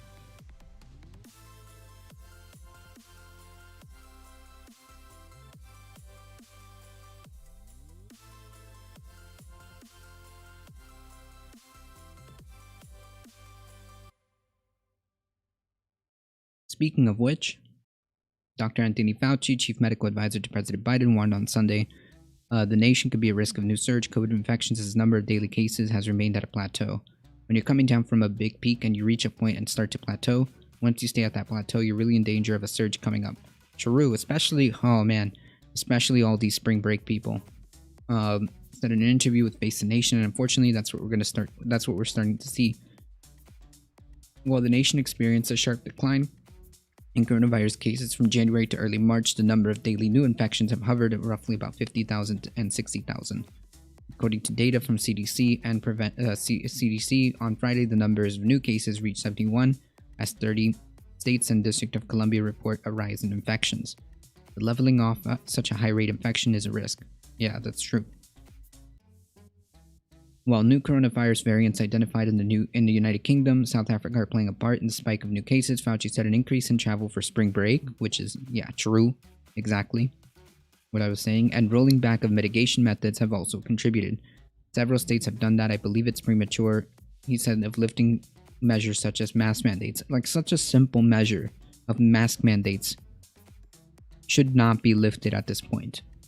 The rising COVID infections come amid the Biden administration's efforts to accelerate the pace of the coronavirus vaccination. To more quickly deliver shots into the arms of Americans, the federal government has begun supplying vaccine doses directly to pharmacies and community health centers, and last week announced a $10 billion commitment to ensure that vaccines are being distributed equitably. President Biden announced Thursday that he doubled the nation's goal of vaccinations within his first 100 days in office to 200 million doses. The U.S. is now administering between 3 and 3.5 million vaccines daily, and 140 million doses total have been administered according to the CDC. More than 27% of the entire U.S. population has received at least one dose of their COVID vaccine, from Pfizer and Moderna requiring 2 shots, while Johnson & Johnson requiring just 1. By the way, that's still not enough. You still need to wear your mask.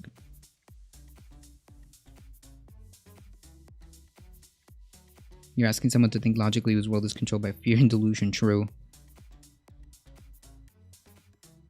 You must be speaking about the... Oh, are you... Dude, how gross. Hey, how gross do you have to be? Are you equating COVID and Mexico? Like COVID and people?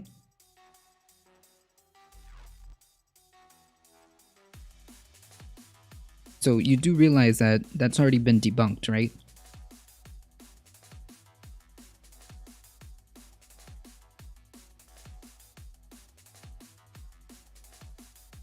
So you do realize that the surge in immigration happened under the Trump administration too, or are you blind? Are you blind? Sad. You need to Google Ted Cruz to Mexico. Oh, you mean when he left to Cancun? We know about that, dude. When he left Texans out to dry and went to Cancun. When he went to the... Is that what you're talking about? Yeah, it happens every time. You do know that, right? You do know that immigration surges around this time. It happened during the Trump administration, too.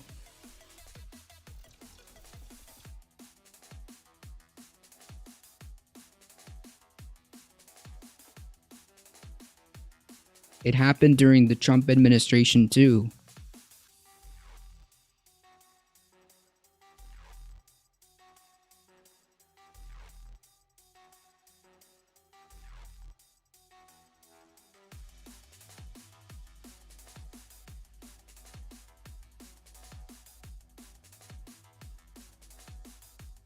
$150,000% overcrowded. It is true that there are inhumane conditions at the southern border. However, I'm gonna press X to doubt. Trump's gone. I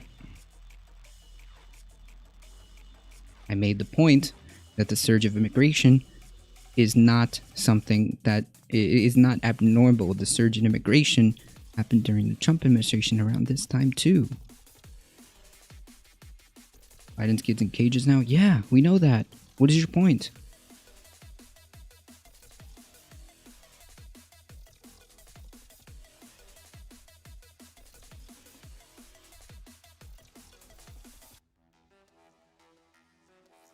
This is a complete non sequitur. We're talking about COVID. Yeah. Google Ted. You're making claims, so you make the claim. Prove it. Google Ted Cruz and prove me wrong. 150,000, 15,000% overcrowded. You have a source for that number?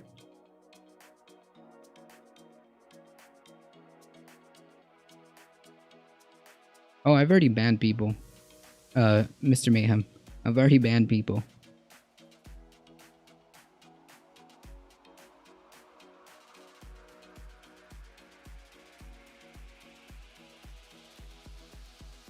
That's not my job, that's your job. I dare you. I dare you to provide sources. First of all, 115,000%? What are you talking about? Here, how about you take some time and figure out your sources?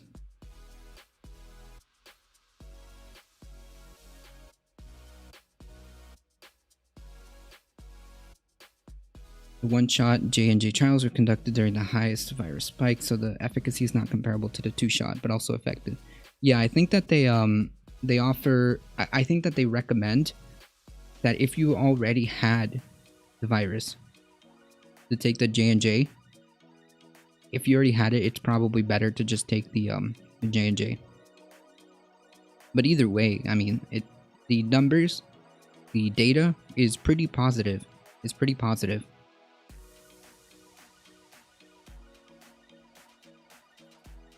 I somehow smell a chill. Yeah, I know. We've been getting a lot of those lately. They came on Saturday too.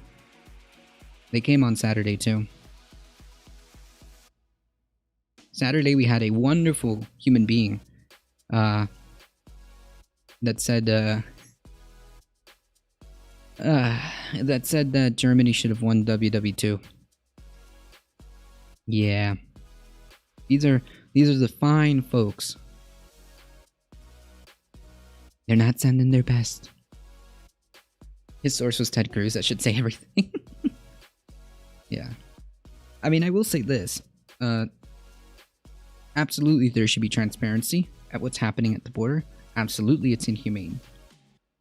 Those two things are true.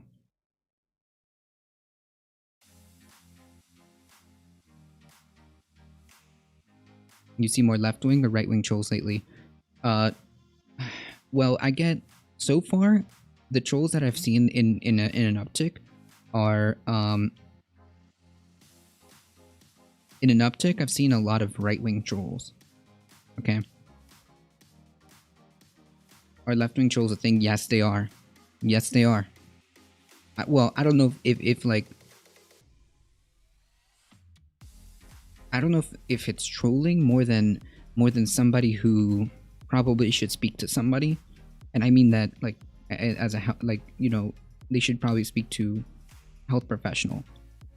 I've been told by quote unquote tankies to go, you know, self-delete in Minecraft.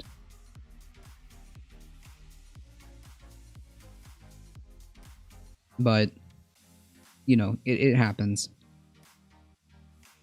Seldom, but it happens. Not have one. Could not have one. No. They were saying they should have. That was the thing. They said they should have. That's an easy one. That's a boop. That's a good lining up the shot to boot. That's the only troll out here. True.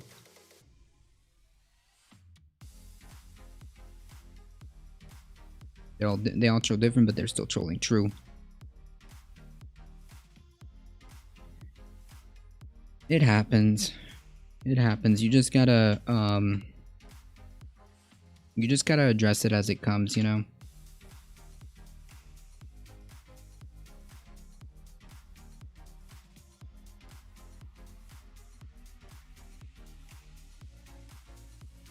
Maybe don't know the commonly accepted meaning of trolling. It's just like to mess around with people, you know? I mean, like, we had this one guy, like, assert and in his mind think that this really did happen as a result of a lab accident, which, like, if you just kind of take a step back, you realize just how, like, it falls on its face. Lamar said something like that everyone's trying to make sense to these people that don't make sense. I'll be crazy right along with them. Yeah, sometimes it's just better to let it go. But it's also good to, like, kind of put that out on display, you know?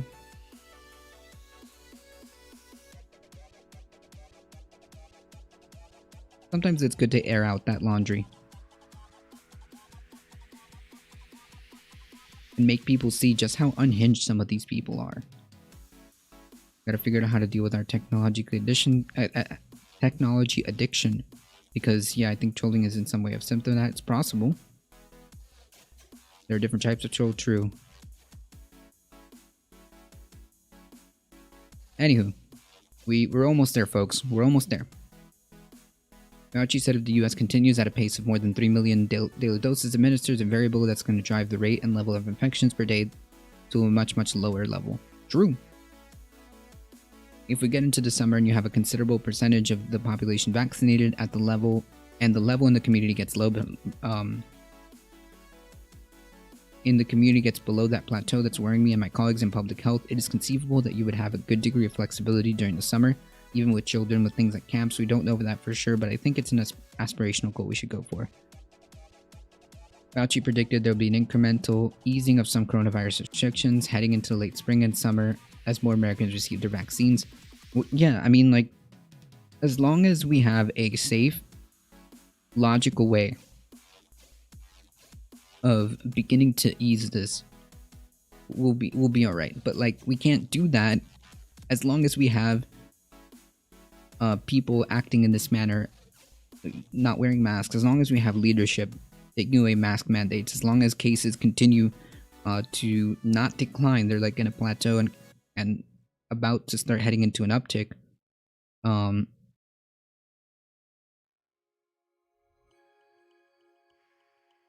This is not the time to ease restrictions. We only have 27% of the population with their first dose of the 2-dose vaccines.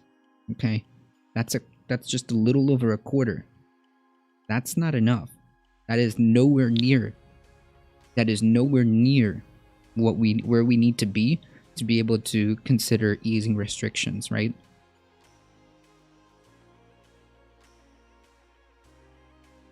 That's right, Jesse.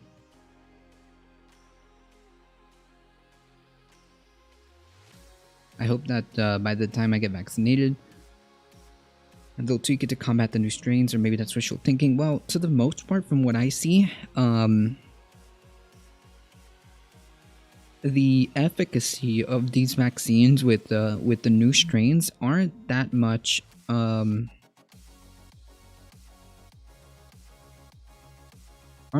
different. So it seems like we still have like good numbers even with the new strains. However, I would double check that and I wouldn't quote me. But I think still like the efficacy rate for even the new strains are pretty good. 6 more weeks of good restriction would go a long way, but sadly many states are easing too soon. True. There's enough states easing restrictions to the point where they don't make sense, like not mandating masks is a gross mistake.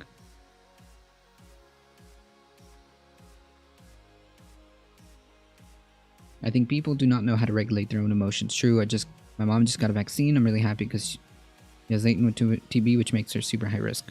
Good, Proto Zero. I'm procrastinating jogging right now. Well, I'm glad you're here.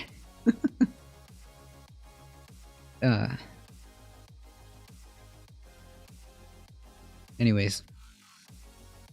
People, it's true. People don't seem to have a grip on their emotions and let their feelies get over the facts of what's happening. It's really dangerous, I think.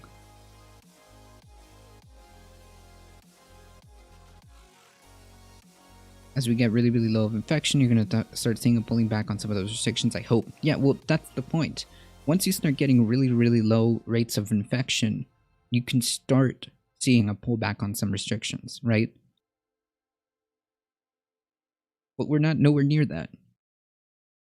We do it correctly, true, and we get the vaccines out at the rate we're going, it will happen. We'll see. We'll see, and it also purely depends on how people act, whether or not they are responsible, or like, you know, our wonderful person who was here trying to spread conspiracy theories. That's right, Moderna is testing an updated version, and while the new strains are more infectious, the vaccines can reduce the severity of the illness, so regardless, it's like, it's just still pluses, right? I plan to get it in the summer, so hopefully by then it's the most updated version of it. Cool, just make sure you get it. We need to get as many people on board as possible, and I think it's a responsible thing to do to try to end this nightmare. I know here, the vaccine is going to be open for people 18 and up in a couple of days, so hopefully I'll be able to schedule an appointment.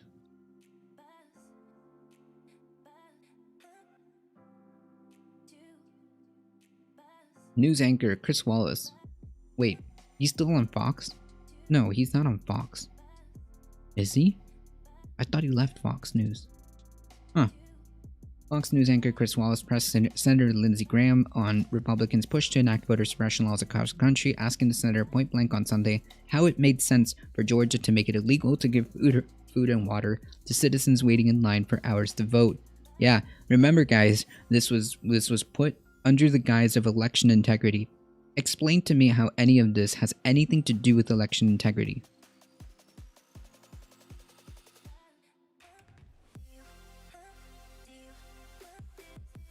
That's right, James. Science-based medicine, they also help you understand scientific studies. Interesting.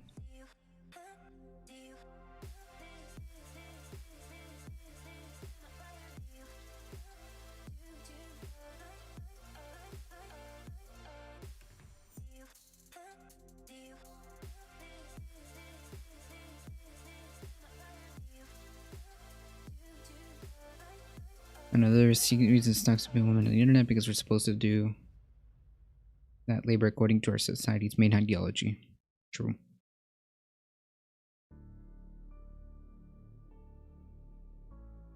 Last week, the Republicans in Georgia passed a sweeping bill that imposed a whole new slate of voter restrictions, such as voter ID requirements on absentee ballots, limits on the use of ballot drop boxes, granting the states new powers. That's disturbing. granting the state new powers over county elections, and making it criminal to provide voters with food, water, among other measures. So again, where exactly is this election integrity part?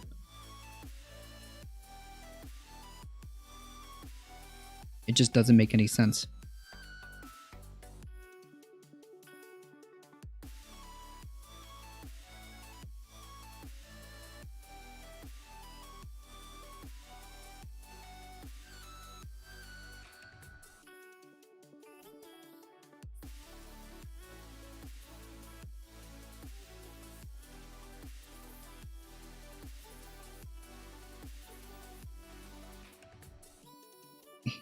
He asked Lindsey Graham, are Republicans going too far in some of the various states? And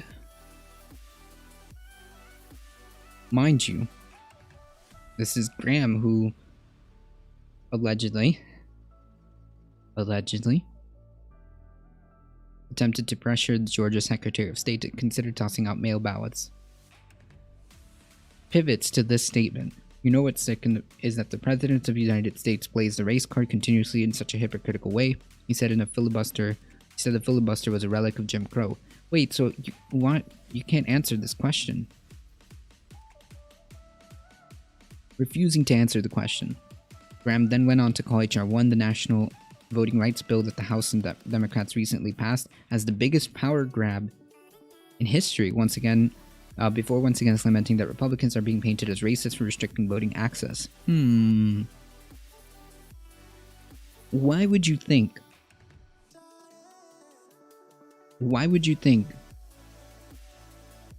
that expanding voting rights is a power grab?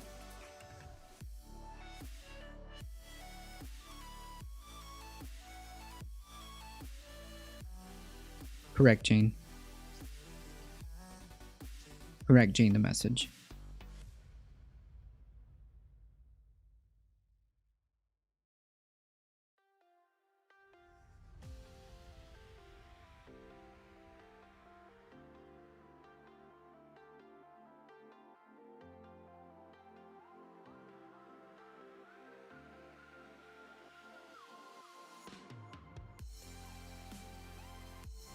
Explain to me how a Voting Rights Bill Act is a power grab.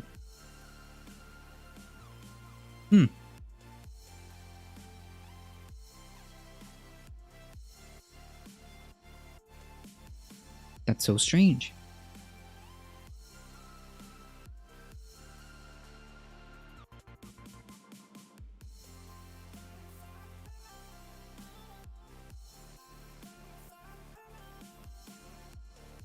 Anytime a Republican does anything, you're racist. If you're white conservative, you're racist. If you're a black Republican, you're either Pop or Uncle Tom. They use racism. They use the racism card to advance liberalism agenda. What? HR 1 is sick. Not what they're doing in Georgia. That's weird. Wallace, meanwhile, directly confronted Graham about the specific provisions of the Georgia law. It would limit the number and location of drop boxes. It allows counties to cut off early voting at 5 p.m. before a lot of working people get off and could go vote. And I think, and this is the one that I think is creating a big fuss. It prohibits, it makes it a crime to give food or drink to voters waiting in line.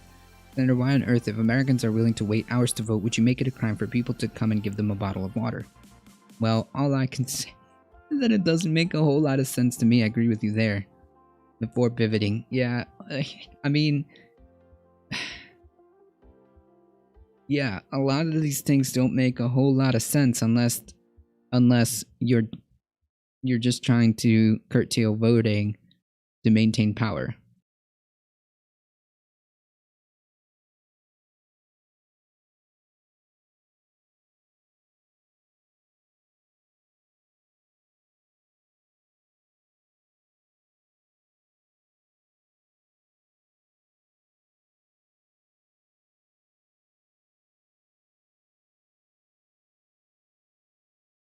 And no Sunday voting because God wouldn't like that. True. I mean, does that make sense? And explain that to me. How is that affecting or addressing voter integrity or election security? Explain that one to me. Like I said, they say one thing and they do the exact opposite. They say one thing and they do the exact opposite. How many more examples do we need? Alright, folks, this is the story that I really want to talk about. This was posted by Darknet on the Discord. So for the last section of the show, it's molding time, folks. It's time to mold. John Kerry, no government is going to solve climate change. U.S. climate envoy John Kerry on Tuesday said he believed the private sector is more likely to find solutions to climate change than the government. Backed by what?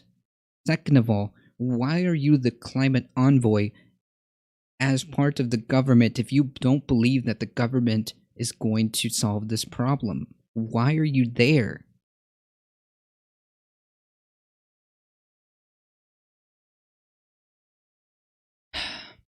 I was convinced and I remain convinced that no government is going to solve this problem, Kerry said in remarks to the Institution of International Finance's 2021 Washington Policy Summit. The solution is going to come from the private sector, and what government needs to do is create the framework within the private sector within which the private sector can do what it does best, which is allocate capital and innovate and begin to take the framework that's been created. We need to go after this if we're really at war. No.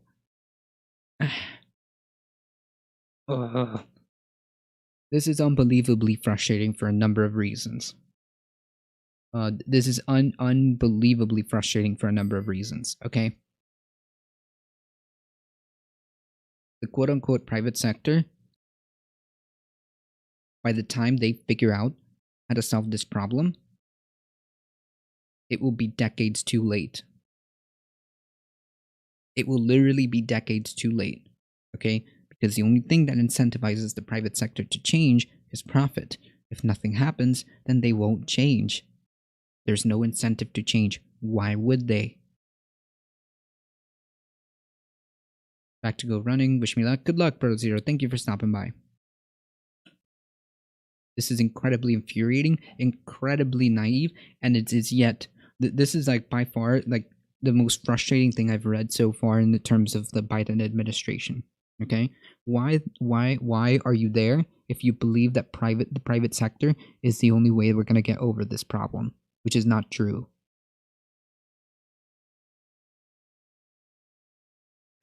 And the more I read this, the more mad I get.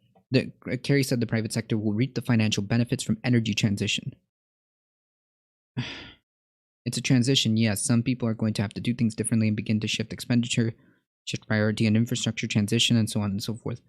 Yeah, who is in charge of infrastructure? But in all of that, none of that happens without jobs, without people working with that, whether it's pipe fitters, electrician, construction workers across the board. Yeah, that was the whole premise of the Green New Deal, is to make a federal jobs guarantee to build, supposedly, the future. Okay? Holy. Kerry predicted a race to new technology, whether it's direct air capture or better and more affordable storage, more effective geothermal. Therefore, there are technology opportunities that are going to create enormous wealthy. What? Who wrote this article? Create enormous wealth for those who are venturous and go out and chase those golden pots. Yeah. Except that is not happening by the time that it does happen, because again, the market isn't incentivized to change or move unless it's profitable. By that time, we will be long gone past the point of doing anything.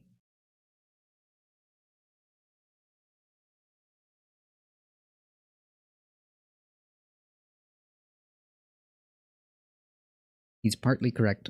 Yeah, sure. In terms of like technological stuff that we can use for carbon capture technology and things like that, sure, I'm sure that the private sector will have some type of role in terms of like getting electric cars rolled out. But like, this isn't happening without government. This isn't happening without a massive move by the government. If I were an energy banner, I would take government subsidies, use a big... there you go. The government will incentivize them and it'll all be okay as a cope. Yeah, thank you. Thank you. The former Secretary of State added that the infrastructure and grid modernization is critical to remain a powerful force to jumpstart the economy post-COVID. Kerry emphasized the need to reassert American leadership on climate and noting that the US comprises 15% of world emissions while China's 30%.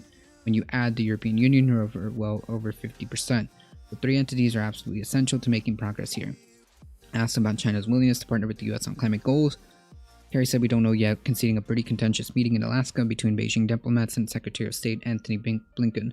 Kerry said that the administration hopes to pick up where we left off in 2015, working with China to bring about the Paris Agreement, but it's essential if the United States wants to go zero tomorrow, we'd still have a massive problem of climate crisis. That's because China's 30% and going up. Okay, but it doesn't. What is this? This whataboutism? Fix this here. Fix it here first. Create the situation where we have green renewable energy here first, and then have the ability to say, okay, let's get an international coalition to fix this. Let's divert resources to the countries that can't. This is not a solution. This is not the rhetoric that needs to be talked about. This is the exact opposite of what we need to be talking about. This is literally the exact opposite of what needs to be happening. And it is incredibly infuriating and by far the most egregious article that I've seen so far. It is by far one of the most egregious articles that I've seen so far in terms of like how the Biden administration is proceeding.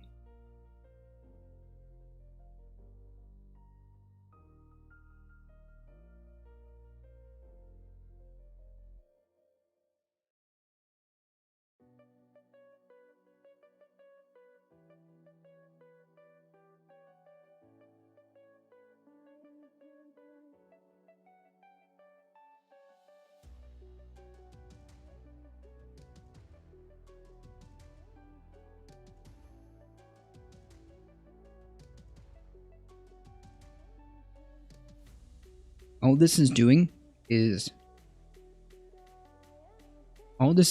absolving yourself from responsibility, it seems like, in my opinion. Thank you for the follow, we know. What the heck?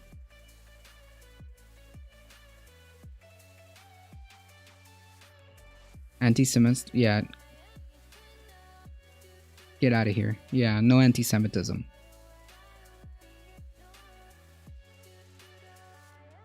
I didn't even see that. Dude, what is it with these trolls? Tesla's making huge profit off of transferable emission credits, carbon credits. Yeah.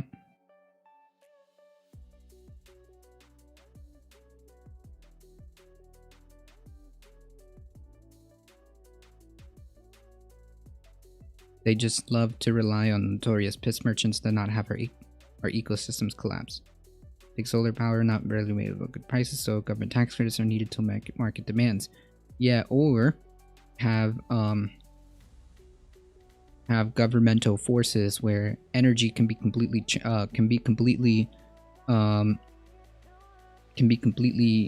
changed. I mean,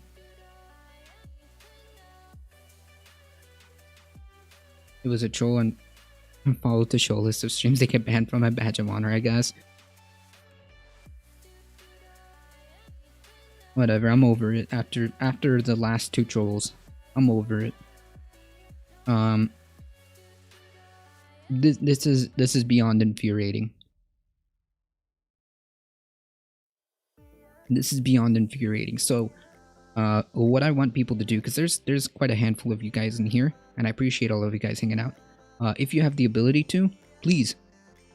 This is a time to organize, call to action, call your representatives, get your community together, understand the severity of this issue, and understand how little time we have left. Okay, because like at this point it's a Hail Mary. At this point it is a Hail Mary to try to turn the ship around. Okay, why is that a thing? I legitimately don't understand. It's such a massive problem that we need aggressive government investments into R&D. We need media campaigns to educate people. Yes. We need government to incite, and yeah, like we need so much. It's not just saying, oh, the private sector will fix it. No, you're absolving yourself from any type of responsibility. You're the government. You're supposed to be working for the people. We needed it a decade ago. It's true. Okay, so I mean, again, this is some Hail Mary type stuff. Contact your representatives. Pay attention. This is why that's why this Kerry position is infuriating. Yeah, it's incredibly infuriating because, like, you know, because like now he's talking about the private sector is going to fix it. What the heck are you there for? The IPCC is going to trigger a new wave of eco-protests, guaranteed. I bet, because it's not looking good. Every single article, every single news study is just getting worse and worse. I don't know if I did both dabs, just in case. Call your representatives. Organize locally. It's like talking to a brick. Doesn't matter. Organize and get petitions going. Get more people involved in your community. Organize, organize, organize, organize. This from the bottom up. Okay. My local MP responds with, as local constituents, we can't do much about this. Yeah. Ugh. If I swear. Exactly. You're supposed to be representing. You're not doing that. It is a BS response. Anyways, folks. I do have to get going. I do appreciate everybody hanging out here. If you enjoy the content, please make sure you hit that follow button. Please make sure you head on over to our YouTube channel and hit that subscribe button. For those of you that were hanging out on YouTube, thank you guys so much. I appreciate all of you guys. Thank you, Yellow King, for the tier 1 subscription. Thank you for all the new follows. Thank you, Dr. Heemdout, for the raid. Please pay attention to what's happening. Pay attention to your local government. That's all I can. That's all I can say. This is not good. Thank you, Rix. Thank you all. I appreciate it. Please take care of each other. Please stay safe. I love you all, and I hope to see you guys in the next stream tomorrow, 9 a.m. to 11 a.m. Eastern Time, doing news and politics. See ya. Real quick. Let's shift over some chill vibes to Dan Simpson, okay? Chill vibes. Chill vibes. I think he's watching Noam Chomsky. Let's do it. See ya. Alright, folks, we're heading out in 5, 4, 3, 2, 1. Here we go.